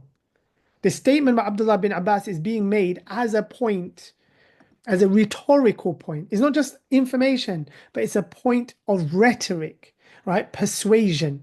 Trust me, not me. Umar ibn Khattab, much more reliable than me. Even he heard the Prophet saying this. So calm down, don't get your knickers in a twist kind of thing. Yes, Nikab. Salam, Sheikh. Um, So I'm wondering if this goes back to the idea that, where there is prophetic guidance around issues that haven't been directly addressed in the revelation. For example, in the revelation, we have times of the prayer, but not the times that you shouldn't pray. So in this case, the scholars are being really careful to say, hey, it's not just my opinion, it's related to us. And this is all the evidence for that, because generally the no, they're understanding, not. They're not scholars. So throw scholars in the bin. sorry, the compilers of the hadith, that they're No, trying not to, compilers. No, this is going back to the Prophet's companions. The Prophet's right, companions are saying people are arguing and saying the Prophet would never say such a thing. right, because But actually, no, they the did. The the Prophet did. default is generally permissibility and things are allowed unless they're not allowed. Has it in Revelation, it doesn't specify that you're not allowed to pray at these times, correct? Yeah, but that's Yeah. procedure. So But I think that's why they're having this ongoing, like there's no, some argument. no, that's not the reason why. The reason they're doing it is because of the logic of telling me that I shouldn't be praying. Yeah, because if it's not said that you can't pray, it No, means no, it no, should be no, permissible, right? no. You're imposing that on why people were saying it. They weren't even going to the Quran. Just the idea that I shouldn't be praying full stop is absurd to me. That's how people were seeing it. Okay. You're taking what we're doing, the logic of covenantal law, and thinking that was the historical perspective. No, it wasn't. It wasn't that deep. That's my point. All right. Okay. It was literally just the idea. Remember, these are just lay people. And it's like, Right. okay, we should just be lots of religion and lots of praying. And it's like, no, actually, don't pray. What do you mean don't pray? Well, actually, the Prophet said don't pray at these times. What do you mean the Prophet would never say such a thing? I've heard that, by the way, so many times, it's unbelievable. The companions would never say such a thing. Don't impose your culture on the companions. They would, and they did. Yeah, I remember once I was having a conversation and we were talking about pejorative statements and swearing and stuff like that. I said, obviously, the Prophet talked about using fuhsh language, bad language, but that's not to say there isn't a context in which you do use very offensive, raw language, right? No, the companions would never say such a thing. Please, please, you leave your little cultural nonsense in the window. Don't just make up stuff about people you've never met who live 1400 years old as if you understand them. And then, for example, the very famous statement of Abu Bakr, where the Prophet, this was in the Meccan period, people in that time. It's not a long story, but there's a context to it where some people would go around the Kaaba naked. Pagans we're talking about would go around Kaaba naked. It was actually a ritual, a paganistic ritual. And then there were some women, and they started talking to the Prophet they started making some statements to the Messenger of God. Abu Bakr was so irritated, he said to them, go and get that stick and stick it up your vagina. Yeah. And the Whoa. Prophet smiled and he's like, chill, chill, Abu Bakr, relax. Yeah, so that's just one example of many. It's true. We do tend to superimpose our social niceties and what we think would be appropriate and sort of, yeah, deify people that they weren't regular people. Even the deification is the culture, right? Because in my culture, that's not deification. That's just weird, right? It doesn't reflect normality. Nor if the context called for it, of course, it's about context. If people are just walking around saying your mother's a whore, that's a different story completely. But if there was a situation like that and Abu Bakr's protectiveness drew into that, it's more you'd laugh about it, which the Prophet did, by the way. He literally smiled and said, chill, bro. There's a difference. So again, context speaks a lot, but you're right. There is a lot of, you know, transposing people's own little social norms or values onto morality. And obviously, that's where it goes wrong. Nobody's saying that you need to go and do this in your culture. Don't want to do it, don't do it, and so on. But don't moralize over social norms and values, those ones that are kind of subjective or relative to a particular culture. Thank you. You're welcome. Aisha reported, actually, no, we just did that. And then we have Jabir ibn Abdullah. Again, this is very famous hadith about the middle prayer. So in Yusuf's question, maybe number 10, I would have put earlier. Oh, no. Sorry, what am I talking about? Yeah, no, this comes fine. All of this, 9, 10. Yeah, there was another one about middle prayer up here, wasn't there? Yes, 5. So maybe all of these would go together as well. where Jabir ibn Abdullah says, on the Battle of the Trench, Umar came out, the sun had already set, he was angry, cursing the disbelievers of Quraysh. He said, Messenger of God, I was nearly unable to pray the midday prayer Asr until before the sun set. The Prophet replied, by God, I haven't prayed it either. So we went to the valley of Buthan, and the Prophet made ablution, performed ablution, abluted, tawadda'a, and we all did the same. Yeah, he prayed the Asr prayer after. So the point here with this hadith, though, is what happens. It's not just about whether it's the middle prayer. Is what do you do if a prayer goes beyond its period time? Meaning you have not made that prayer, you haven't prayed and offered that that connection or devotion to God in that period. Yeah, and the example here is Asr. So then it goes into the next one. Do you do the next one first and then make up? And then there is the idea of qada here, the idea of making up a salah as well. Yeah. But do you go into the next one? Do you do the next one first and then do the make-up? Or do you make up that? And it's not make up, basically it's Asr, you've missed Asr prayer and now you're Maghrib. So you still have Asr that you haven't done. Well, you do that quickly because there's an order to things, and then you do Maghrib.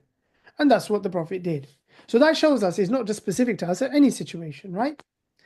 If you have Fajr and then you woke up really, really late, like in the afternoon, and then you're in the Dhuhr time period, you do Fajr first and then you do Dhuhr. You don't do Dhuhr first.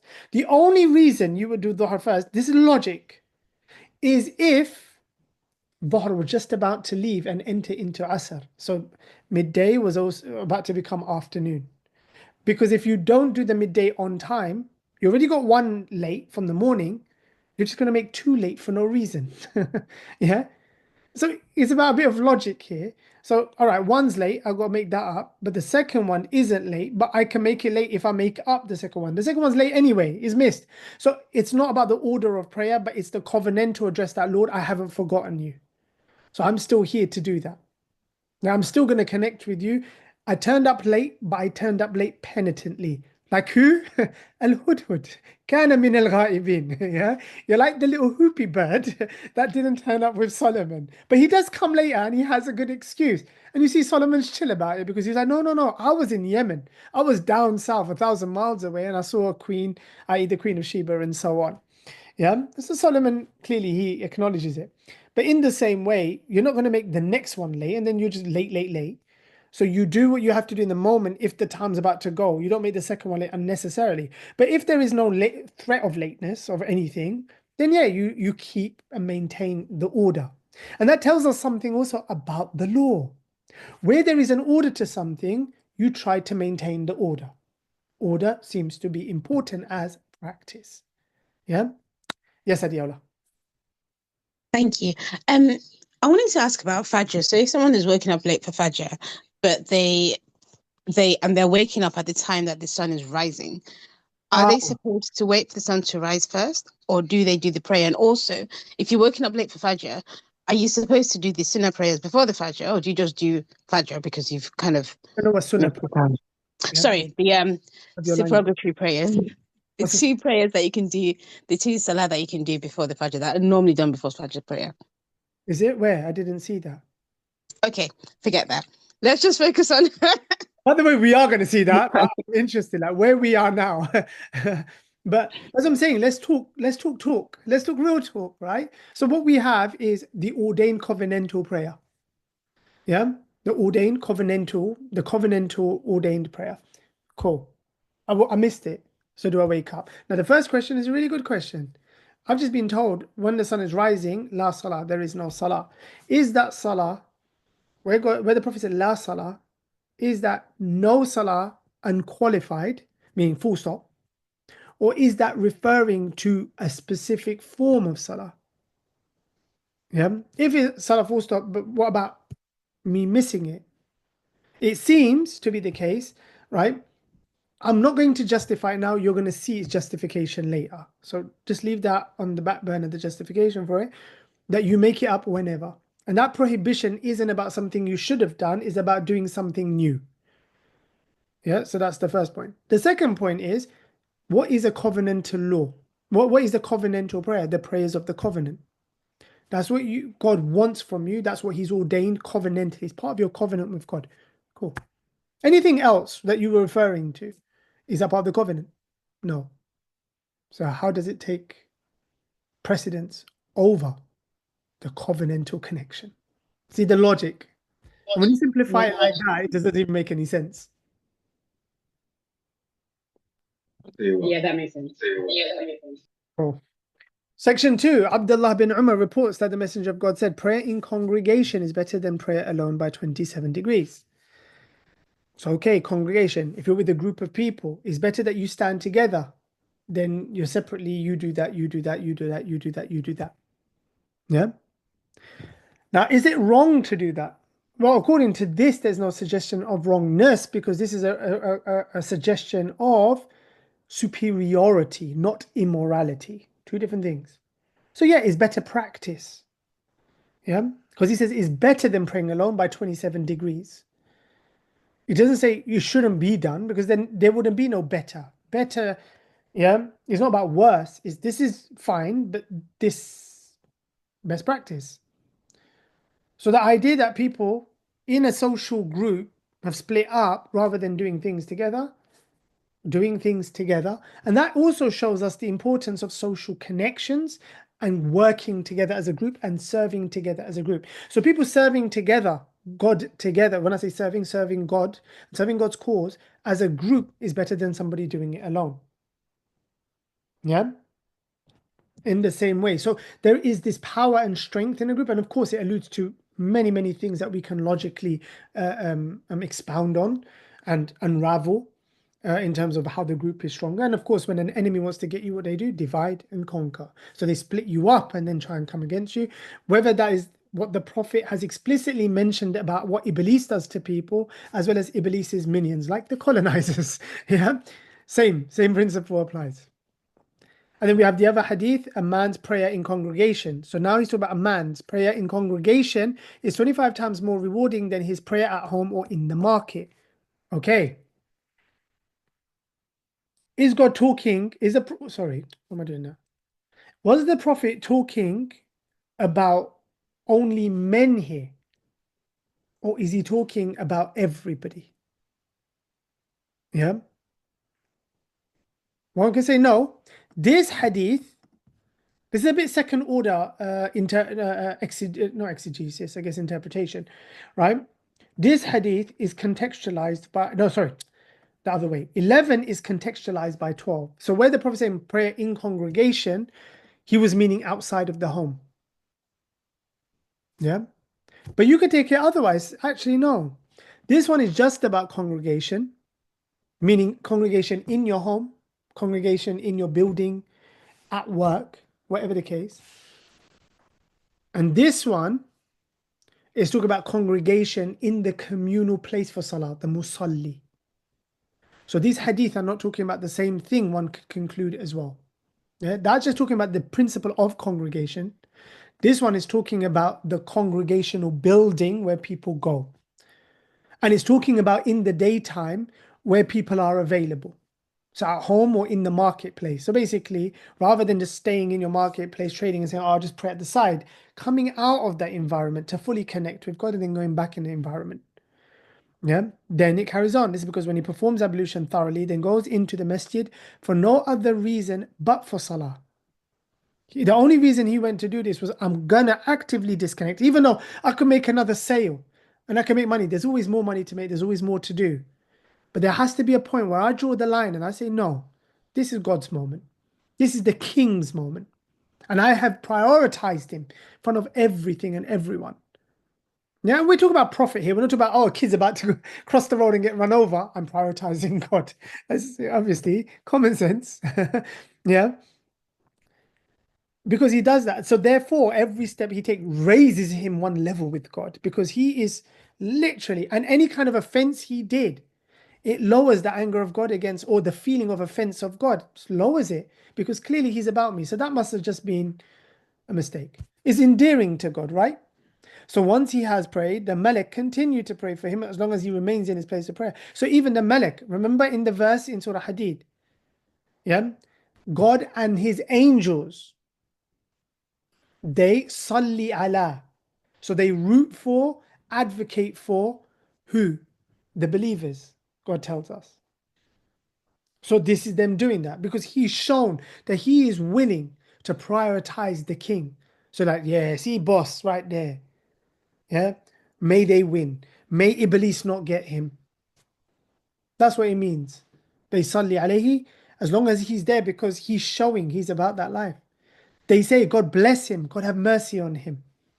So imagine you got these angels standing around saying, God bless him. Have mercy on him. Look, he's one of your servants, one of our soldiers. Aid him, and so on. You see, though, how Salah and serving God are connected. And he's considered to be in Salah, in that state of connection, as long as he's there waiting for the Salah, because he's connected. Yeah. So it's like someone connected to the internet for a Zoom phone call. You are in the call the minute you connected a phone to the internet, because you connected to the internet only to have that conversation. So someone says, listen, man, I was so eager to call you that I know the meeting started at 1, but at 12:30, I just connected to the Zoom link. Yeah. Now imagine you're paying them for that time. You're so endeared to them. You say, listen, I'm going to pay you from 12:30. Yeah. You're eager. I respect your work ethic, and it shows you're there. You know what? I'm paying you from 12:30. I'm not going to just pay you from 1. So in the same way, God considers that person because they've shown they're eager. Think about it, right? You're never on time. You're either early or you're late. Yeah, nobody gets there at 11.00.00. You've got that 01 or you've got that 10:59.59. That's how it works. So someone comes along eager, I'm not going to be late. I'd rather get there 10 minutes early, make sure X, Y, Z. It shows it's about the sentiment of the heart. Then for God, you were there for all of that time.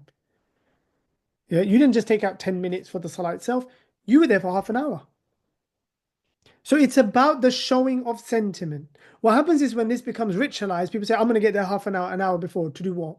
I don't know. I'm just going to sit there because it's like I'm in prayer. No, that's called being bored. You had nothing better to do with your life. It's about the sentiment that you're bringing to the table.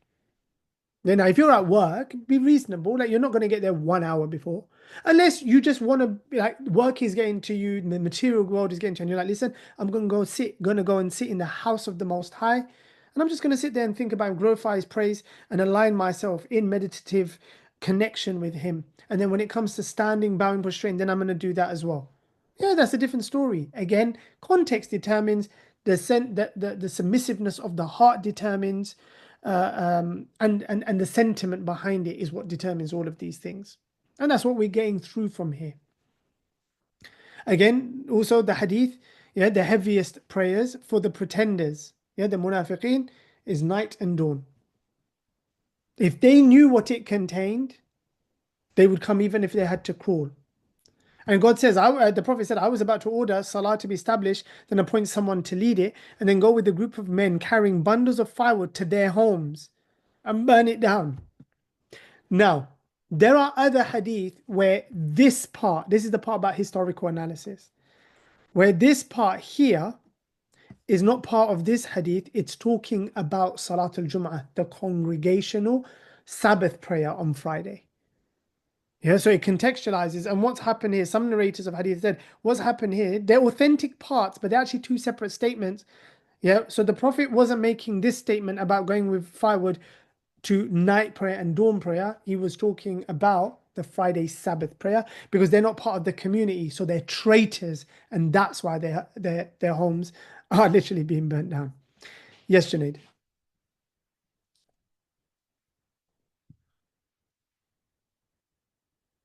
Cool, let's continue. So Abdullah bin Umar reported that the Prophet said, if a man's wife asks for permission to go to the masjid, he should not stop her. Bilal ibn Abdullah said, by God, Wallahi lanamna'anna, we will stop them. Right? So the grammatical form here is like with emphasis. lanamna'anna, with nun tashdid. So by God, we will stop them. Yeah. So the will here has an emphasis. So Abdullah bin Umar says to him, listen. He rebuked him in a way he had never rebuked him before. Okay, Abdullah bin Umar, who's Bilal? Bilal's his son, Bilal ibn Abdullah. So he rebukes his own son. Like he goes, I've never heard him rebuke him like that. Yeah. He's saying, I'm telling you, the messenger of God said such and such. And your response is basically to contradict the messenger of God, saying, no, we will definitely do it. As in, have you lost your marbles? Is that saying the Prophet said, run? And you're like, well, no, we're not going to run. Are you feeling okay? Ma'am? Now, obviously, Bilal is coming from an emotional perspective. And what his dad is telling him, listen, don't forget yourself. No one cares about what you want. If the Prophet said that, then that's what he said. That's how our social order is. Do not prevent women from going to the masjid, right? I've got a really nice article on this one because many people try to use Umar ibn al-Khattab, funny enough, Abdullah bin Umar's father, as having prevented women from the masjid, which is not true. Yeah, so I've got a nice, very, very nice article for you on that one. Yeah. But anyhow, coming back, so I'm telling you what the messenger of God said. You said, well, we stop them. Have you lost your marbles? And in another narration, you have, as in separately, completely, لا تمنعوا إماء الله مساجد الله. Do not, ima comes from the singular amatun. Ama is the female of abd, right? So it's a female servant as opposed to a male servant abd. So amatullah is a servant of God, but in the feminine form. So do not prevent the servants of God. That's why it's got female servants here, servants of God, but in the feminine. Yeah, from masajid Allah, the masajid of God. So women not only have right of act. Again, this is more time. This is a reaction like to the common day age. Yeah, I'm not problematizing feminism here. I'm just saying fair play. Like women are reacting to men. So this hadith is read through that lens. Yeah, don't prevent the female selves from the mosque of God. What the Prophet's point was to them. Now, men would do it for certain reasons. One would be safety. So they say, listen, no Fajr, no Isha. The Prophet said, listen, the streets are safe. Medina, Yathrib is safe now. There's no reason to stop them. Yeah? Someone like, listen, you don't need to come here. This is a time where, it's for the men to gather together and do their thing. The Prophet's like, no. They get to be included in the political community. Yeah, because the masjid is also a place, Masjid Nabawi anyway, is a place where political conversations going on. Sometimes after Salah, the Prophet would stand up, yeah, فَخَطَبَ النَّاسِ, and he would address the people. And some people, he would say, what do you think? And some people say, well, I think this, and, throw out suggestion. Most of the time, everybody stayed quiet, but if somebody had something valuable to say, and they lived in a social culture where you didn't have something valuable to say, or it's going to be a stupid question, you just didn't open your mouth. Yeah, their social order and culture was very mature. Then you have Abdullah bin Umar saying, I saw the Messenger of God offer 2 elective units. We're going to come to elective units. I have an article for you on that as well. Yeah, but again, it's not covenantal law, which is why I haven't gone into it here. But it does come up, by the way, in Umdat al-Ahkam. Yeah, but it's not covenantal law. That's not to say it's not part of Salah. It is. So Salah as a practice is covenantal. And then you have the ordained covenantal prayers. But it doesn't come under that. But it comes under a covenantal relationship. Yeah. So anyhow, you have elective units. So he used to offer 2 elective units before midday prayer, 2 after the midday prayer, 2 after a 5-day congregational prayer, 2 units after the dusk prayer, and 2 after the night prayer. Then you have in another version, as for dusk, night, and Friday prayers, he used to pray those additional units in his home. And another narration of Ibn Umar, Hafsa told me that the Prophet used to pray, and Hafsa is the daughter of Umar ibn Khattab and the wife of the Prophet. She said that he used to offer, or used to pray 2 short units after dawn had broken. It was a time when I would not enter upon the Prophet. So not when, what does she mean by dawn had broken? What she means is when the sun has risen. So not in the period of its rising, but once it's risen, then he would offer 2 short units. And he'd usually be in meditation in that time. Yeah. And then you have the question that Adiola was asking about when I said it is actually there. The Prophet was never more committed to any elective prayer than he was to the 2 units before the dawn prayer. Yeah, and there's another hadith, very famous hadith in Sahih Muslim. The 2 units before dawn prayer are better than the world and everything in it, or everything it contains. Yeah.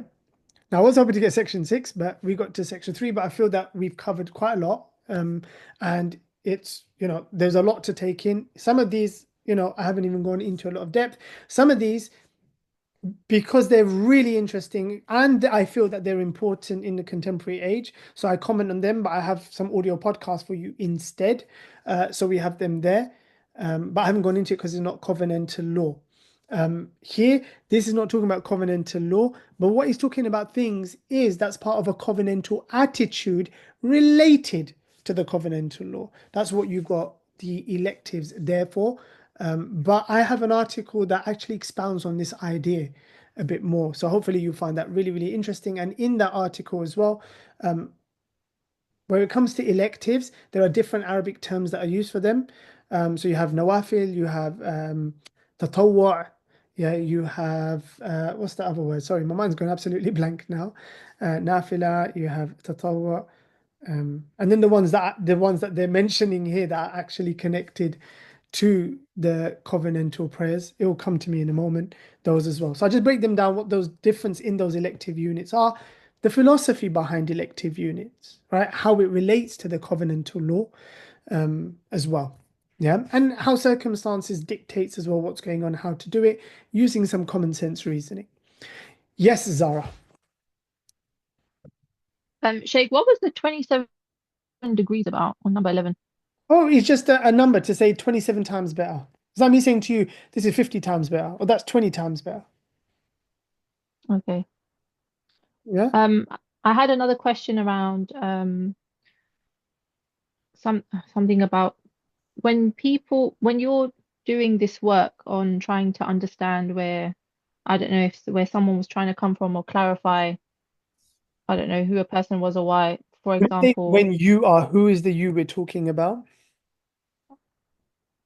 Oh, I was talking about when I don't know they use when people well, when the scholars derive something from a So when historical highly source. educated and informed people who have this as their day job are doing it. Cool. Yeah. Because if it's not clarified in the historical source, are these just not assumptions that people are coming up with? No, because we, in our everyday life, we draw things deductively, inductively, through inference. In fact, most of our learnings and conclusions in life are not very based on explicit testimony. So if we do it for everyday life, why wouldn't we do it here? And if we stop doing it for everyday life, we literally would not make any conclusions in our life. I could sit here and go through your entire life, not you as in you, Zara, but anybody, and draw all of your conclusions. I guarantee you 98% to 99% of your conclusions and judgments that you make in life are based on inference. Okay, so I it's have just a no normal opinion. thing that people do. Pardon? No, I'm just saying it's just a normal thing that people do. Oh, yeah, it's a legitimate form of reasoning. Yeah. Okay, all right, Because thank if it you. was illegitimate, we wouldn't do it in our normal everyday life. So And it what would is it? get us- Sorry, say that it again, would please. get us very far. Okay, so what's an illegitimate form of reasoning? What most people also employ, random assumption. Ah, Conjecture, baseless conjecture, not knowing what you don't know and just talking rubbish. And then calling okay, it reasoning. It's like, why did that happen? Because I think it's good. That is not reasoning. That's the feelings that you get. It makes me feel special. And that is literally how most people reason most things in the world. It's bizarre. But yeah. Unless money okay. is involved. The minute money is involved, everybody gets rational because nobody wants to lose money. Beyond money, that's where it gets really silly. But yeah, All right, thank you. welcome. Yes, Junaid? Salam Sheikh. Okay, so you see with the first hadith, Sorry, are Junaid. we Are we saying going to go through each hadith? that Because you said first, I'm wondering, is there a second, third, fourth? there's about three, but not all of them. Are we saying them, or are you saying that these are the most beloved actions to God, or are we saying that they're like it's contextual, within a specific context? Because we didn't actually go into like We really which one. did. We did. So watch the report. I know, no, you spelled out all the possibilities and stuff, but you didn't go with that. I think it's this one, from what I remember. because I said you can't, I think, if I remember correctly. Because it depends, yeah. But you know what, Junaid, you're going to have to turn that Salafi button off. I need a decisive answer. You Because know? I think the outcomes are quite different, aren't they? Like if let's Oh. say Ibn Mas'ud asked him, out of these three, which one are the most beloved to God? Mm. Then that's very, very specific. But if Mm. he's just asking generally, then these are literally the most beloved actions to God, and then I want to know because I want to pay more attention to them. Mm-hmm. But like I said, I alluded to, there are other people who asked him very much the same question, and he gave them Oh yeah, lists that were completely different to this one. yeah, that's true. Okay, that's fine. Right, and then the other thing. Okay, what was I gonna ask? So okay, yeah, Isha, right? Isha prayer. Al-Atam. Okay, yeah. I'm just saying what they used to call it. It's good to remember these terms. They used to call Like it. for example, al-atam, yeah, with the ayn. No, they used to call You it. say al-atam. Yeah. Yeah. In summertime, when, for example, al-atam prayer comes in Sorry, Junaid. late, Sorry, Junaid, you're breaking up. I so I can't. didn't hear anything you said. Hello? Unstable connection. Can you hear me? Sorry, I'm hungry. Sorry. 1 minute. Oh my. You have to understand, if I can't hear you, it's because it's breaking up. It's not because my volume is low. Shouting, but broken up still doesn't help us. It's like those people when it's a distance phone call and they think just shouting is like somehow you're going to hear them more. Like, no, the connection's bad. The volume isn't low. Sinead, I love him. But maybe Sinead can come down when the connection's working better. Waqar, yes? Salam Sheikh. Just want to ask regarding the prayers that you have to make, the salah you have to make up, the qada prayers. Is that only for You when know you what are qada means, yeah? making up? Yeah, so you just said, you know the prayers that you're making up. Did I? Sorry, I'm just It's like saying naan bread. Did I? Oh, well, okay. Bread is that bread. That's okay. I see. Is it only for when you accidentally miss it? What about it? Does it have to be made up if you intentionally miss it as well? Why would you intentionally miss something, bro? No, I'm just asking, you know. Not saying that. But that's like saying the pig is flying. Why are we asking? But yeah, It's a does the Muslim same? problem. Waqar is a Muslim problem. Throw it away. Throw it away. Dumb conversation that Muslims have. Okay. Yeah. I'm Only sure nobody does anything intentionally. We're gonna have good thoughts with people. You know what I mean? If they got bigger problems in their life than making up, not making up business. Cool. Okay, cool. All right. Yes, Iba. Oh, Salam Sheikh. Was the statement, I just realized it's not a hadith, but I think Aisha radiallahu anha said that she got distracted during Salah because of her ring that she was wearing, and then she got angry and threw it off. I just realized it's not a hadith, it's probably her own statement. Yeah. Is the purpose of, so I was thinking, are there gender-based distractions? I don't know, Or because what was the purpose of her no, sharing there's a that? hadith where the Prophet was praying and he looked on a curtain and it had some pictures and stuff on it and patterns and stuff. So he told them to take it because that was where he prayed. It was in his musalla in his house. So he's like, take it out and just go and give it to somebody. Now, there's a mistake that people make in understanding that statement. One, take it down, given. It's in a musalla, right? So if I've got a picture in a musalla, right, or something that's going to distract me and I'm here for that purpose, and obviously I'm going to move it. Yeah? Yeah. That's one. Number two, then there's like, yeah, but he gave it away. But who did he give it to? If it's so unrighteous, why is he trying to give it to Umar or anybody else? Yeah. The reason he gave it away is because of how they lived, not because there was something evil about the cloth. They lived, and this is where people who love gathering and just jama'a mal and wa'addadahu, just gather wealth and count it, and people love hoarding things in their house. They didn't live like that, and especially a messenger of God. Have things if you need them, and if you don't have any need for something, why is it sitting catching cobwebs? Sell it on Vinted, give it away, give it to the charity shop. If you know your neighbor needs it, give it to them. This wealth is resources. They're there to be used. And if it's not going to be used, why are we just leaving it in the house? And generally people lived like that, which is why they didn't have the consumer culture and the culture of just, overusage, not overusage, what's the word? Just generating things for no reason whatsoever and using up the world's resources to just have it stored in the corner of your house. We didn't have the problems then that we do have now, sustainability issues, because people just had what they needed. So there are two different elements of it. One was like, yeah, move it. This is where I offer salah, and it's distracting. Yeah. And then the other issue was that, yeah, he said give it away because if it was a curtain in that corner, and we don't need a curtain anywhere else in the house, so yeah, give it to someone else. And that was that. But it's not just Aisha, it's the Prophet. Yeah, he removed it. I think that hadith comes up as well. I know it's in Bukhari Muslim, but I can't remember if it comes up in Umdatul Ahkam. Cool. Okay. Yeah. As for Aisha doing that, again, these are subjective. It's just is relevant to the person. Yeah, it's just relevant to the person. A person might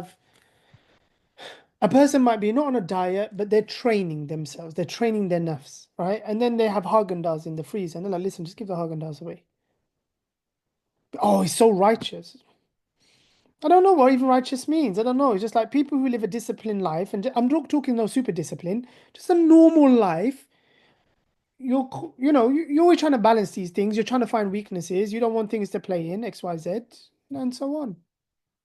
Some people, for example, some people have a problem with doom scrolling. So what do they do when they go to bed? You know what? I'm going to leave the phone in another room. Now I come along. That's so righteous. No, I don't know where righteousness comes in it, right? It's just normal. It's just normal. So in that sense, again, it's just about what you do, your ways of life. And if something's getting in the way, you just move it out the way, you get on with the show. Now, how important something is to you, or how much of a problem it is, it's about how you train yourself. It might be something very insignificant. It might be this, just insignificant. But for you, that's a real kind of like test. To everyone else, it's like, in that deep. But for you, it really is. So you're just like, listen, I'm just going to get this out of my life. It's a distraction that's not, it's not needed. And I've always struggled with kind of religious analysis of super righteousness. I don't get it. A lot of the things that I don't get. It could be just normal lifestyle. Different people live lifestyles, or maybe many people have been afflicted. And it's not me, by the way. It's everybody I know personally in my social circle, because we're all kind of from the same culture. We don't get all of that. Oh, it's so righteous. Look what he did. I don't know why that's righteous. Why wouldn't you do that? Isn't that the first thing that comes to your head? Yeah, if you're like overeating, then you just stop overeating. Oh, so righteous, just didn't have lunch today. Yeah, because I didn't need 3 meals a day. What's righteous about it? Yeah, but Yeah. but did you? Yeah, but for the sake of Allah, what does that mean? What does that mean? Is it Religious? Well, no, I live a disciplined lifestyle because God's law, yeah, and God's order regulates things in a way that's really healthy, right? So obviously that informs me, don't overeat. And God doesn't like people overeat, because when you're wasting food, and we could feed more people, and number two, it's not good for you. It makes you lazy, lethargic, X, Y, Z, and it pushes your imbalances. There's a billion reasons why. So yeah, I live by a code, and yeah, but what's the righteous part here? The fact that I live by a general code, or the fact that within the code, there are some things that clearly it's a code. It's telling, it orders your day, and I just do that. Like I wake up I'm not saying the code says this, but I'm saying if I live by a code where we wake up in the morning, 5 o'clock in the morning, we go to the gym, we go for a jog. Many people do that. That's just, someone says, oh yeah, it's admirable, you live a healthy lifestyle. Okay, I don't see where it's admirable. It's healthy, it's beneficial. I'm not doing it for your admiration, but okay, if you say so. Oh no, but the fact that you wake up 5 morning is so righteous. But that's part of the whole code I live. I go to bed at 9 or 8 in the evening, so I've got a decent night's sleep. So what's the big deal here? What are we over? What's the hyperbole towards exactly? So I think people who live a general lifestyle and just live in discipline X, Y, Z, a lot of the time they're a bit confused by by overplaying the righteousness card. And don't get me wrong, to them, there is a perception of righteousness, but just living a normal everyday life and in a certain way, that's not where righteousness comes in. For them, righteous, or again, the word righteous, I guess if you mean productive actions, obviously that they live the code because they want to be productive. That's amal salih. So if that's what's meant, fine. But righteous has like a value judgment to it, right? A positive value judgment. But for them, that's not a value judgment of any particular thing. That's just living the code of God and what it speaks to, philosophically. So, yeah. But again, when you normalize things, what I don't like about all of that hyper-theologization, I'm just making up words here, right? No, yeah, over intellectual Yeah, it distances it intellectualizing. from normality, and then it doesn't make it achievable for what's really normal, just for everybody to do. You make it out like only 3 people on earth can do it, where we can all do it. It's absurd. It's just normal living. When you make decency, like telling the truth, such a rare commodity, then yes, everyone's going to be bloody liars now. But if you're like, what's the big deal? Like, I told the truth, they tell the truth, everyone tells the truth. You normalize it, then everybody does it. And it's not special, it's not amazing, it's a matter of perspective, that's all. But sorry, I kind of like expanded on that question, but I thought it spoke to more than one thing. No, that was helpful. Brilliant.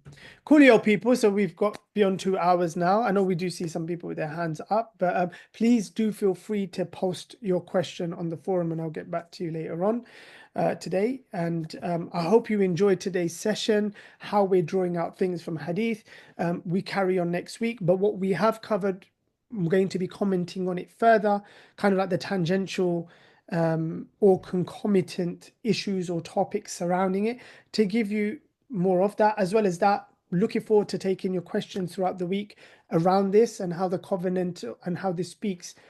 When I say this, sorry, I'm talking about how this in terms of procedure of first order covenantal law, how it speaks to the philosophy of life and what God wants of us as being. Because remember, again, the law of God is not just procedure for the sake of procedure. The law of God is a cultivating force for us as human beings, and it reflects the kind of social political order God wants on earth. So then when we are khulafa'a fil ard, when we are stewards on earth, maintaining God's order, we have to understand what order we're actually trying to maintain here. And that is one of the deepest purposes of study. That is actually the purpose of studying covenantal law, because there's no such thing as just religious rituals. We're not here to do that. We are here to understand the order of God, what God wants of us, what order he wants to maintain, and what strengthens us in maintaining that order. That is the purpose. That is the ahdullah, right? That is the covenant of God. And if somebody stands up to uphold it, that is the pledge, wa mithaqi, and that is the pledge that they take. So with that, people, I hope you've enjoyed today's hadith lesson.